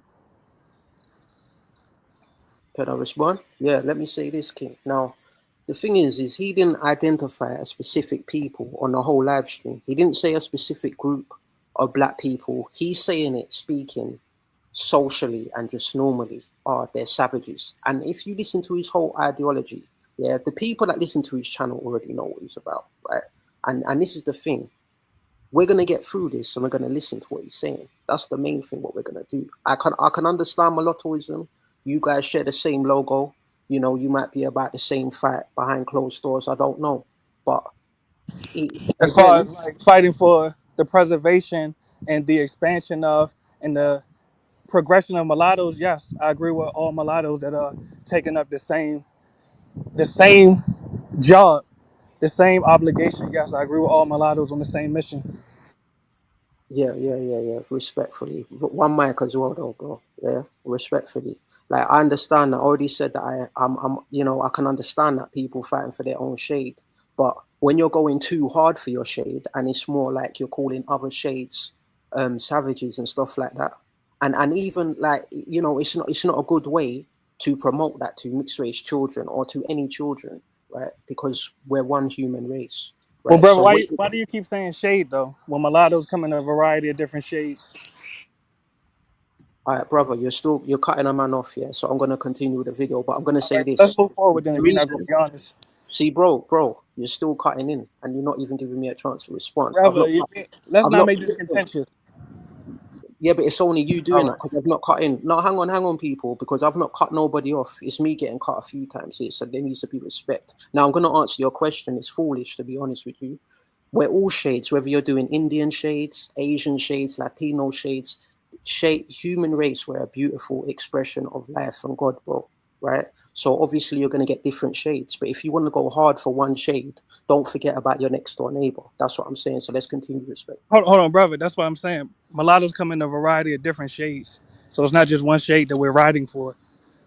Maybe you're not understanding that. So, home family, I'm just going to jump in 4 seconds because just so you know, I mean, fascinating case study we're doing it. But what it is because the second topic, and it shouldn't take too long, would be like mental health in the Black community. I was playing, but just so you know, at some point within 10, 15 minutes, I might stop this just to do that. But once again, like I said, just for people joining, we're looking at people who in the biracial community and how they identify and how they might react to other Black members and stuff. Very clear here that this is the Black Betterment Broadcast, and the Black Betterment Broadcast is inclusive of the biracial, mulatto, mixed Black person, and they can practice anything that is being promoted here and are part of the community. But within every ethnic group, ethnic equation, or culture, or nationality, there are challenges. And I think what we're witnessing here is how people are reacting to those challenges. So we're giving space and time for them to express because they're members of the community. Go ahead, brother. You want to carry on playing? Like sell their shit to mixed people. Like I see that. I've been seeing that for a minute too. I'm not gonna name names, but there's a couple people at least I can say where I see that. It's hilarious. It's like, okay, you married into Blackness. Okay. You need to go to Black people if you want financial support. That's my whole thing here with this mulatto operation. Now and then again, I'm not light skinned. I'm a biracial mulatto man. I don't do that light skin shit. It's only light skin around the Blacks. But I think maybe 4 years ago, a lot of light skinned people, they did. Now I'm going to stop it right there. He said it's only light-skinned people around the Blacks. It's the words and terminology he's using. Now anyone with 2 pence and wisdom can understand that. But moving on. Didn't have a lot of heart, and honestly, even today, I'm seeing a lot of these light skins. They don't have heart. They're sucking off Bantus. They're Bantu butt kissers, and I just can't co-sign any of that. Okay, but gonna be real with you. But I think nowadays a lot of the lighter skinned people they have more heart now to where they're publicly with their platforms and talking. So let's see where it goes in the future. I'm just going to this Bantu buck is interesting terminology. But what I would say is remember that being white, so usually the paradigm is white, Black, and then now you have mulatto or biracial, right? Being white, the rule set says you're not part of the community. That's what it is. The Black community, you can be a part of, you're part of, right? So that might be why in this kind of argument there might be some kind of fury towards black people, because with white people there's that wall, while with black people there isn't. So essentially, there is some kind of like in some groups, I guess, some animosity through close proximity, and I guess so. Maybe we were never going to hear the white vitriol from some brothers like this because they're just not around they're not allowed anywhere near them to give it. Yeah, and I just want to add to that, King, that I understand his terminology. I understand you get racist white people. I understand people's terminology and their reasons for it. Right? But again, I'm just saying that this can be dangerous, and racism in general is dangerous, especially even if you're doing a shade thing, if you're like just for dark skin, but then you're Xing out and forgetting the lighter shades and vice versa. That's what I'm saying, that this thing is dangerous. So that's why I'm trying to bring awareness to it, because you can get extremists in different shades. And this is what I'm trying to say today, because me being mixed race, right? This guy is trying to speak for me. And this is where I'm like, nah, because I'm cool with like, come on, my father is a dark-skinned, beautiful man. No homo. You see what I'm saying? So all my people then are dark skinned as well. Like, and then I've got obviously family from the whiter side, you know, and I could get personal with things, but at the end of the day, it's about your cerebral cortex. I'll just bring it back to Dr. Francis Cress Wilson. So go on, man. With all due respect, and I understand your point as far as you growing up in a close proximity to the blacks and you have an emotional attachment to the blacks. But if you listen with an unbiased mind, you'll see that the brother Mulatto Vanguard, he didn't say anything differently than the clip of the black African sister. Earlier, she literally said that there's mixed people, there's black people, there's white people. That's literally Mulatto Vanguard's stance as he's expressed it in these videos. And I agree with that. I actually said that before I even seen these clips that you played of the brother. I said it multiple times. So I'll ask this question, and I suspect I might not get an answer because I have not gotten the answer thus far. But the question is, because, you know, we have the social component of race, and we have the scientific, the biological component of race. So the question is, scientifically, biologically, everyone on this panel is mixed race. The question is, why not identify as what you actually are instead of pretending to be something you're not? Can I answer that Yes, directly? Yeah, beautifully, right? Of course, we're all mixed race. Again, if we're going biblically or scriptures, yeah, or even socially, we've all been genetically mixed. If you've seen Rabbit Proof Fence, there's a lot of movies that can go into that, right? But at the end of the day, when you start claiming biracial, I'm claiming half caste, I'm claiming this, you're claiming a label and a title that the oppressor has put on you. That's what I'm trying to say. And then when you start, hang on, I've not finished. Right? Respectfully, Kings. Let's keep it love and respect and educational, right? My issue with that is because then you start going too hard on a title. Now you're banging fist in the air for a title and shade when you're forgetting about your neighbor, when we're all one. It's simple, King. Go ahead. Yes, and watch how brief my response is. The term black was also forced on us by the same whites that you call our oppressor. So the question is, even if you don't like the term mulatto, even if you don't like the term black or white, et cetera, biologically, you have to at least admit that there is a genetic distinction between yourself and a sub-Saharan African that is not mixed. Those are the actual blacks. And you play clips of actual black people from Africa telling you, no, you're not the same as us. So I have to ask, don't you realize? Well, let me land the plane with this, brother. You have to acknowledge your delusions of grandeur, respectfully. Now go ahead. Before you jump in, Pan Maloism, is Bill Cosby a black, as you say, or a mulatto? Just so I can understand how you. Yes, and I'm glad you asked that. And you could have asked me about a lot of other ones. Right. Genetically, Bill Cosby is a black passing mulatto. Right. Okay. So would you want Bill Cosby to identify as black or a mulatto? Well, I'm standing on DNA, so it don't matter what I would want a man to do. But if a man such as Bill Cosby called himself black or said that he was not mixed, he would be scientifically incorrect just as you are, with all due respect. No, what I'm trying to ask you is, in your ideology and what you're trying to promote, would you prefer Bill Cosby to call himself mulatto or black in your ideology? Well, I've answered it one more time, and I answer it directly. According to the DNA analysis, Bill Cosby is mixed race, so he's a mulatto, genetically.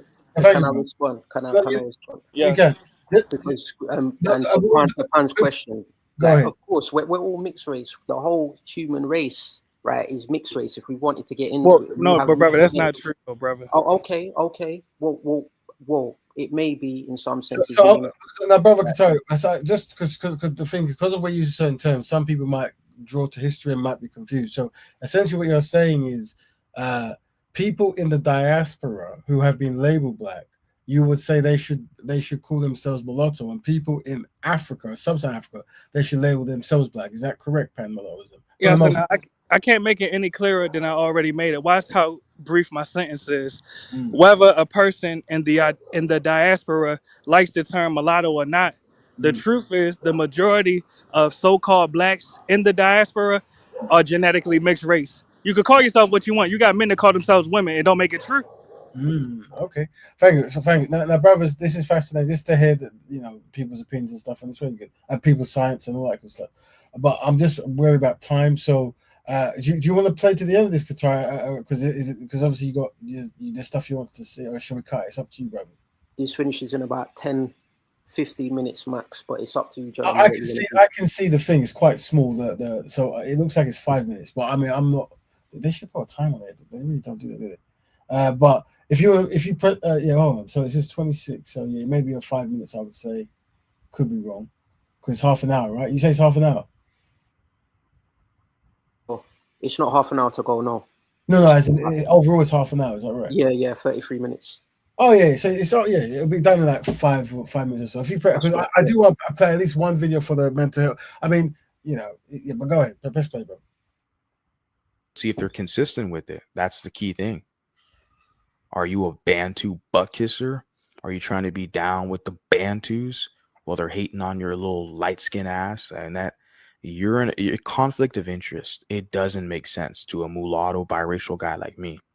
When I see you people, you're very conflicted. Are you a black American, or are you a quote unquote light skin, a red bone, yellow bone, whatever the hell you are? You need to make up your mind about what you are. Because if those are your dark-skinned brothers and sisters, you need to shut your ass up and go back with them and help their community. Don't come over here with the mulattoes trying to fuck shit up. Right, I'm pausing it there on a quick one, right? You see, he's making it clear. He's telling you clear. Even his terminology he's using, Mulatto, chill. Stop trying to defend him, bro. He made a great point. With all due respect, he made a great point. No. You're not going to cut me, bro. Because I'm trying to call my name. Why did you call my name? Bro, I see you unmuted it and you're ready to get your gun off, bro, and start No, brother. Just make your point. Chill, my brother, because it's respect still, King, right? Listen, you've been trying to defend him the whole night. But that's cool, you can, but just wait your turn to defend him, bro. Let me get mine off, right? His terminology, people. He's been saying them blacks. He's been saying they're savages. He's been saying, don't bring that over here to this mulatto. He's making it clear, his stance. Now, what I'm saying as a mixed race brother, that I find that disrespectful to me, because it's hard enough already, mixed race people being mixed race. It's not hard and it's not rocket science. Don't play with my words that I'm trying to say. I'm making it clear, the stance. This kind of terminology is dangerous. Now, take the floor, gentlemen. Yes, and with all due respect, Katari, with all due respect, please curb your emotionalism. Let's not make this a contentious discussion. It's passion, King. Well, and I see you interrupted me, but I'm not triggered. You see that? I still ain't. Yeah, this is the first time I cut you because it's all right, and I'm not triggered. It's all right. Don't misquote me, King. I'm not triggered, but it's passion. I didn't even quote you at all. I didn't. Family. It's the racism. I don't like racism. All right, brother. That's what I'm saying. Brother Katari is leading the show. So he's directing. Yeah, clearly, brother. But the point is, please. Well, I hear your point. Go ahead. Make your point. Go ahead. I'm saying you got a little wind in your background, so a lot of stuff won't be heard. Yes. All right, and I know you all can hear me now. Watch how brief my response is. And Qatar, you know it's all up, but let's curb the emotionalism. The point is this. literally what the brother said, and I'm gonna be real, I don't even know this brother, but that last sentence that he just said is 100% true. If you mulattoes, no, since some of you mulattoes claim to be black, go to that black community and help them fix it. Don't come to us as mulattoes and try to put the blackness on us and tell us we black. No, brother, go to the actual blacks and All help right. them fix their community. All right. Now watch how brief my response is. So then, Pam Mulatto, what you doing over here then, King? Ain't you mulatto? You're both mulattoes. Checkmate. No, but King, Checkmate. I'm talking to mulattoes, brother. I'm not this is the talking to black. the This is blacks. the black. See, you see. Ah, see. So what do you mean you're not talking to the blacks? There's I'm blacks not over talking here. to the blacks. I'm talking to mulattoes. You're a mulatto and the host is a mulatto. Right. That don't So, matter. Okay. hold on, fam. Let me just show you for a second. So, yeah, the thing is, these are what we call loaded It's clear questions. now. It's clear. Yeah, thank you, fam. These are what we call loaded questions and fallacies and stuff. And this is fine. But just the reason I was asking the Bill Cosby questions is so we can paint a picture that what the brother is talking about is a delineation from diasporan blacks and sub-Saharan African still the continent blacks. Essentially that's Well, there are mulattoes in Africa, so no, that's what you're Fulani, saying. Fulani, Khalid, I can understand. Fulani, Khalid, and maybe some around the coastal areas, right? But generally, this is what it is. But obviously, because different terms are being used, it might be people might think, "Oh, what's he talking about?" But I get it, right?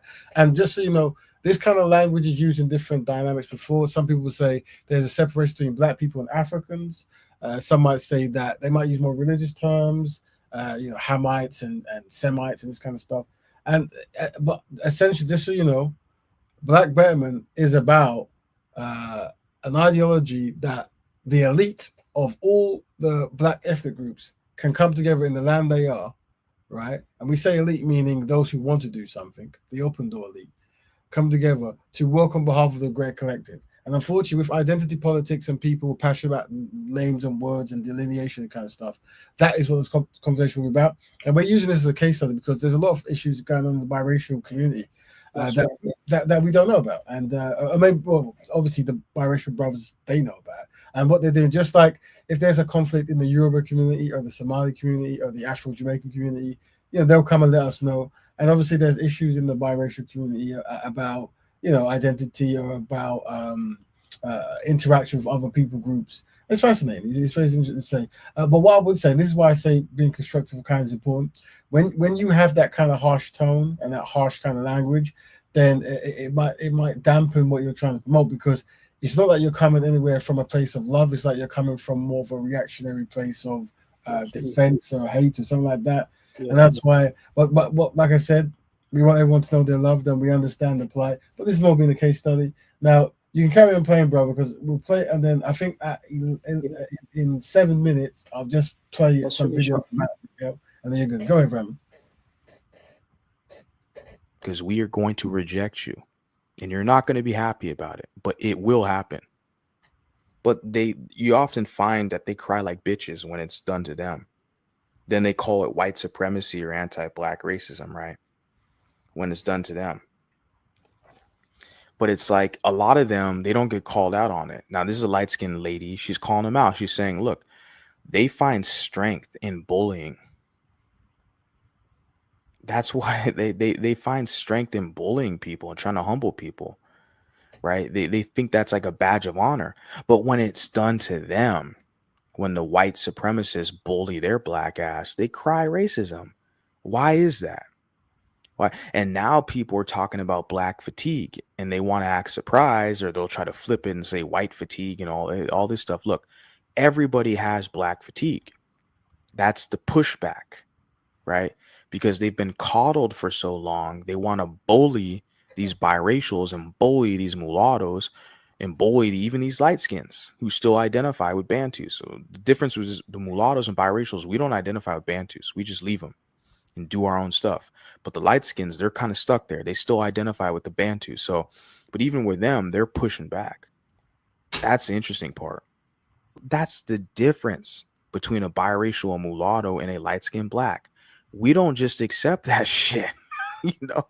You were conditioned to think that's acceptable. Oh, that's just the way it is. The dark skins talk shit about us being light skinned. That's the way it is. We're not the same people. I don't know why you people come over here trying this shit with us. I really don't. You're just gonna give me more content, and I'm already backlogged. I have a bunch of other stuff I can talk about. And it's I'm not gonna promote you people in your weak ass channels. No, you gotta pay for promotion. And I'm just gonna let the other mulattoes handle you people. Fuck out of here. But Powerful words. Powerful words. All truth. All Let's stop truth. it there. See, and that's what you're here to do, Pan Mulatto, is you're here to sabotage what we're doing, because what he just said is that people are over there. But hang on, it seems to be all mulatto people in the comments and yourself with the same logo as him that's over here. Hang on, don't cut me off yet, right? It's you guys over here.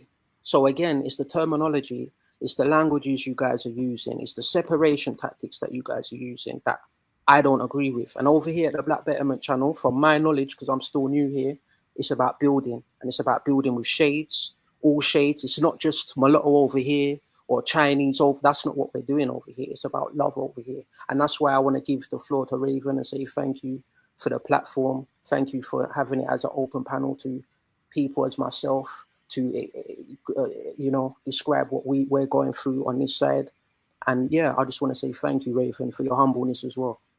Thank you, family, and big up both of you, brothers. Like I said, this show is for the Black community, and inclusive of the Black community, an extension of the Black community is the mixed, the mulatto, the biracial, all these terms.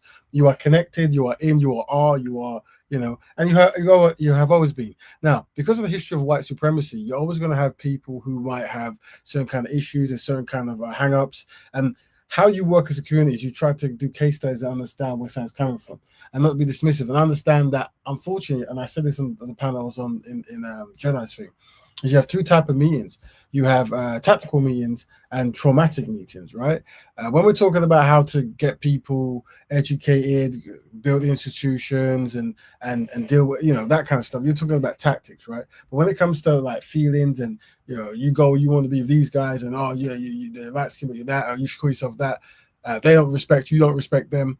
Now you're moving more towards traumatic, right? And when someone's talking about trauma, then you let them talk and vent themselves, because they're expressing a pain, right? But I would definitely ask the brothers and sisters who listen to the show who are new to it, don't be triggered by some of the things you might hear people say in a traumatic state. You see, because that you can't live in a white supremacist world and not have some form of trauma. You see, as a matter of fact, I'm just gonna pull it on so I'll be very quick at this stage. Can that work? Oh, let me put this down. So yeah, where's there? So you know, you have traumatic meetings and tactical meetings, and what happens is that there's going to be biracial people who are about, like the brother Qatari. They're more of a collective led. So with them, you will be able to have tactical meetings, because they understand that they represent a certain shade, a certain place, but they represent it for the whole. And you represent your shade and your ethnic group, and you're for the whole, and then you see how you connect, you come together. With these brothers, you're going to have what you call tactical meetings. Whenever someone's talking about you should call yourself this and why you don't call yourself that, and you don't like us, and you have derogative terms with this group, that's where you're dealing with someone's trauma. You see, because like I said, unfortunately, people might not identify as Black or African or all these kind of terms. But unfortunately, living in a white supremacist world, this is how you're going to be subjected to trauma, and you're going to have traumatic responses to certain things. And that's why collectivism is important. And collectivism is inclusion of ethnicity, ethnic extension, and ethnic equations, you see. And that's what we're doing here. Now, what I'm going to do, brothers and families, we have one more topic, and we've got enough time. We got 12 minutes left. I'm just gonna. It'll be very quick anyway, generally. But let me just show Syke as well. Just so before any of these brothers come on who listen now, who might identify this or change their identity, what it is, the documents that we run by have been going for years, right? And as you see here. To the many Black, and we use the Black star, and that's why we use the term also Sun people. That's the Sun people and the ABC community, just so because sometimes saying Black causes anxiety or saying African causes anxiety. So we have a synonymous star that represents both as a word, and we also have the ABC community and the Sun people. Remember, all this is tactics. These words are used to tactics to minimize anxiety, outrages, because people are like, you called me this, and they won't stop screaming and stuff, right? And then if you look here, this document's older than people are talking, you'll see that when you look at African diaspora, right, You have Afro-Latin, Afro-American, African-American, Black Canadian, Afro-Mexican, Dougla, which I believe is Asian and Black in the Caribbean, Creole of color, Black Carib, Black Senegal, Afro-French, and Mulatto. There you go, Zambo, Quadroon. Yeah. So these are ethnic equations that are included in the Betterment. And remember, everything has to be a tactic. So the idea is, you as a Black person who's overlooking this whole collective here, whatever it is, right? You know that there's going to be much trauma in many of these ethnic groups, and they're going to come with many fury. What they're showing you, the individuals who come towards you, it shows that they're not in the leadership class, they're not in the tactical class, they're in the trauma class, right? So just hear what they're saying.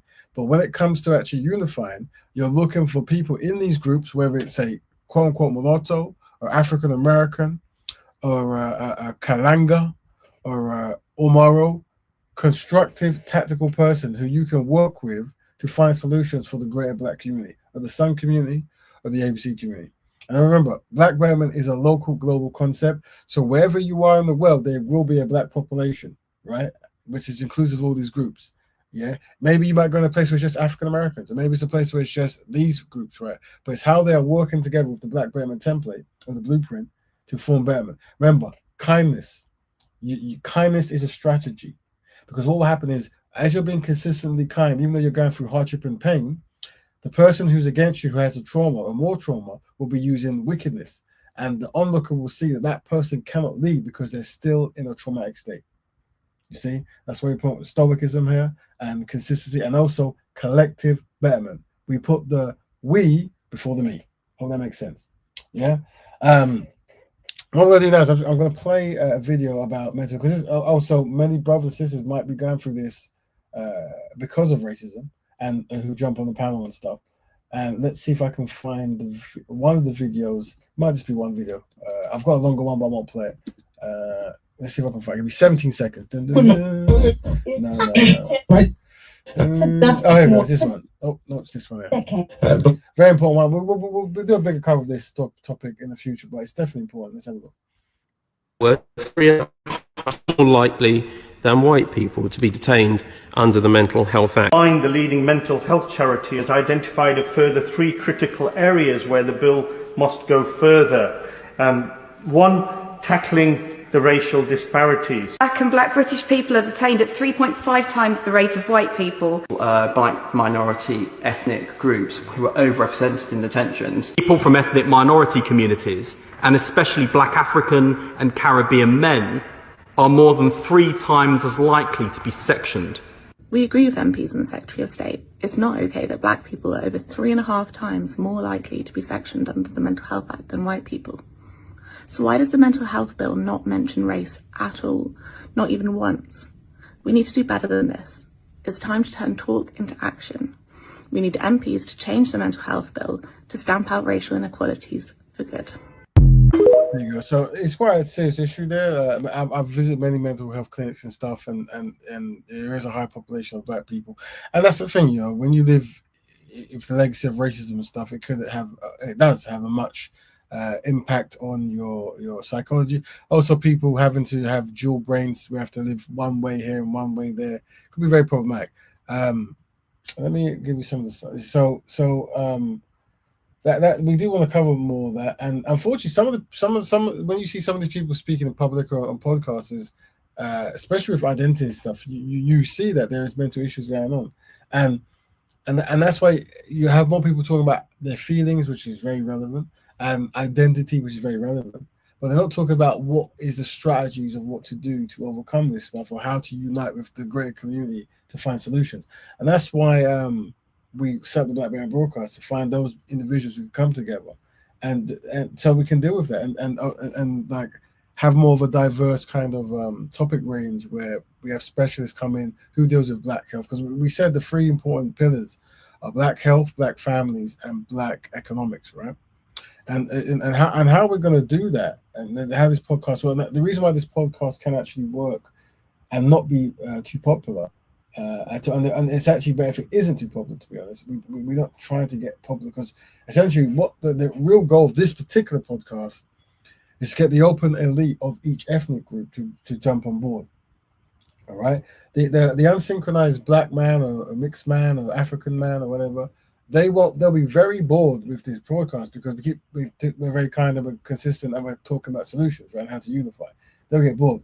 But the stoic, the consistent, the unified black person, a black community member, that person will stay, and they will represent their ethnic group or their ethnic equation or their ethnic extension. And it's very important that we get a diversity of different ethnicities and different people in certain areas, because there's many plights that certain ethnic groups go through that we're unaware of. And by them pushing forward their elite, we can work with them to find solutions for that issue. So today we're dealing with the biracial challenges, and obviously we're hearing some of them. We can try to address those, right? Because that's what Black Betterment is. It's overarching connection of blackness and find solutions. Now I'm trying to get rid of this video. Is it remove? Is that one? There you go. So yeah. So people go like, what are you dealing with? How do you work it? So it's like this, right? The model we deal with, for those who are new to it, because we don't usually get to this far in the Black Betterment blueprint, but we'll put now. So the diffusion of innovation is how ideas spread in community. And how it works is you get the smaller percentage of people, they invent something or they come up with an idea.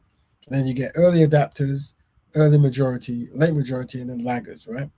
And this is how it works. So that's why we're saying that 2.5% are the innovators. And so whether it's a mobile phone or a dance move or a book, a small percentage of people come up with something, and then it's so alluring that an early adapter takes it, and that's the 13.5%. And what we've done, we've taken this model and we've mixed it with the critical mass model, right?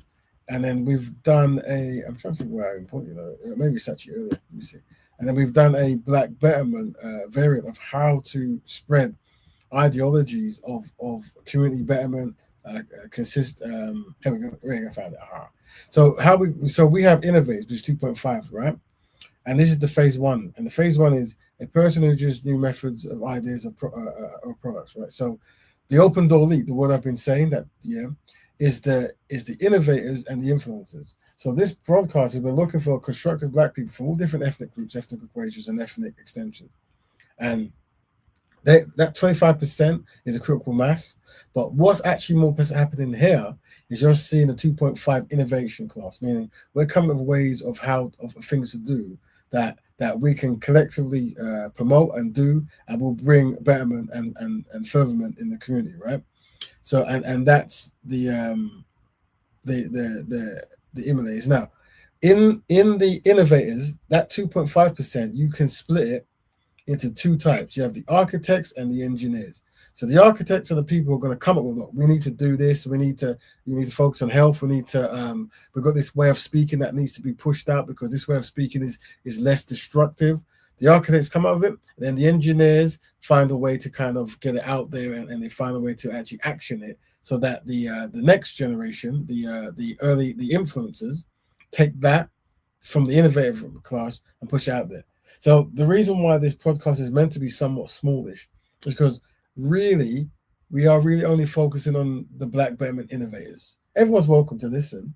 But what you find is when someone is talking more so about their trauma or more so about their feelings, or call yourself this, they're not the innovation class. They're more so the influence. They're more so, they will probably be more the imitator class, maybe, in the sense of once something is working really well, they can imitate it.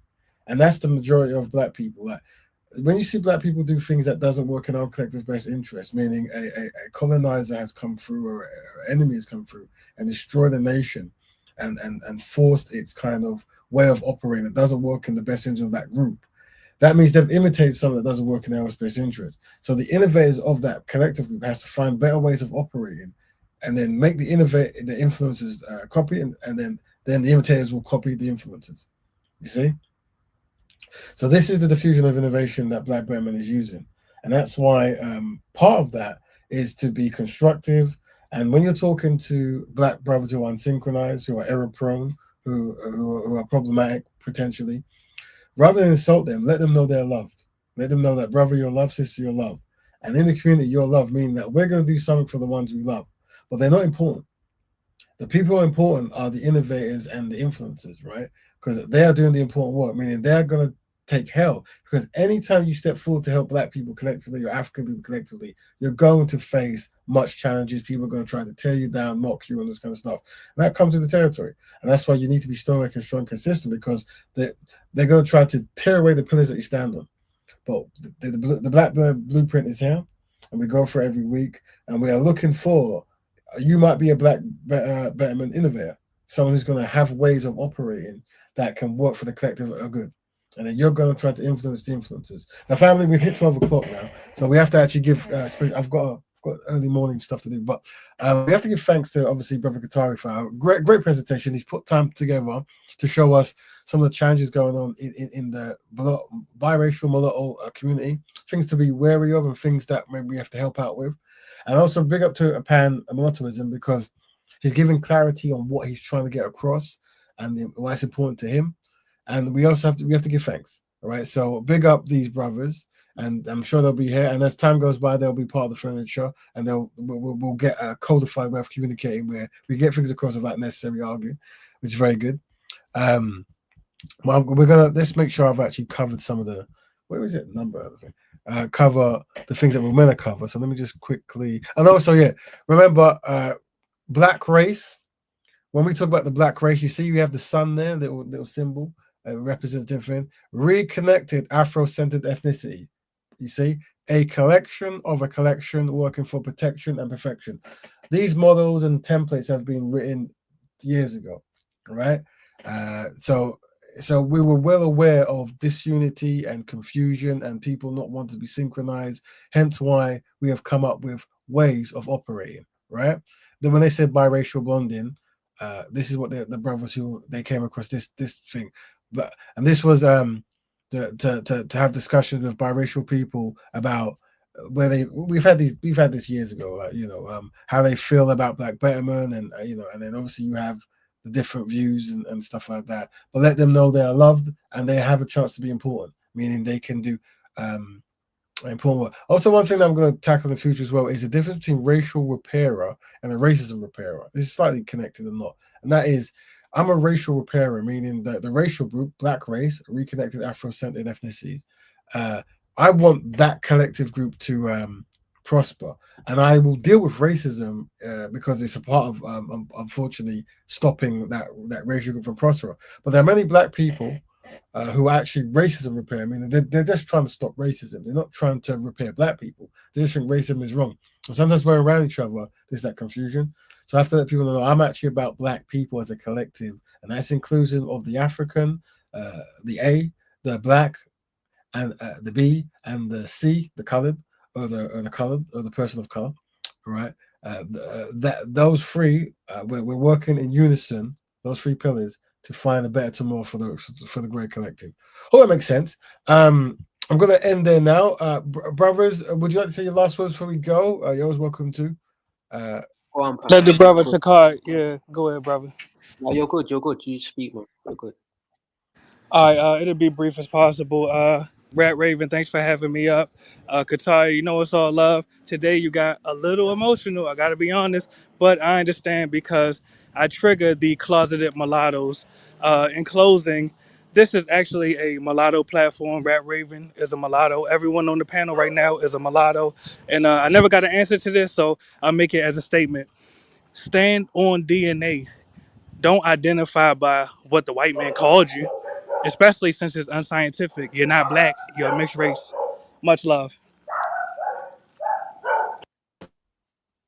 Yeah, love, and I just wanted to respond to that and say it's all love.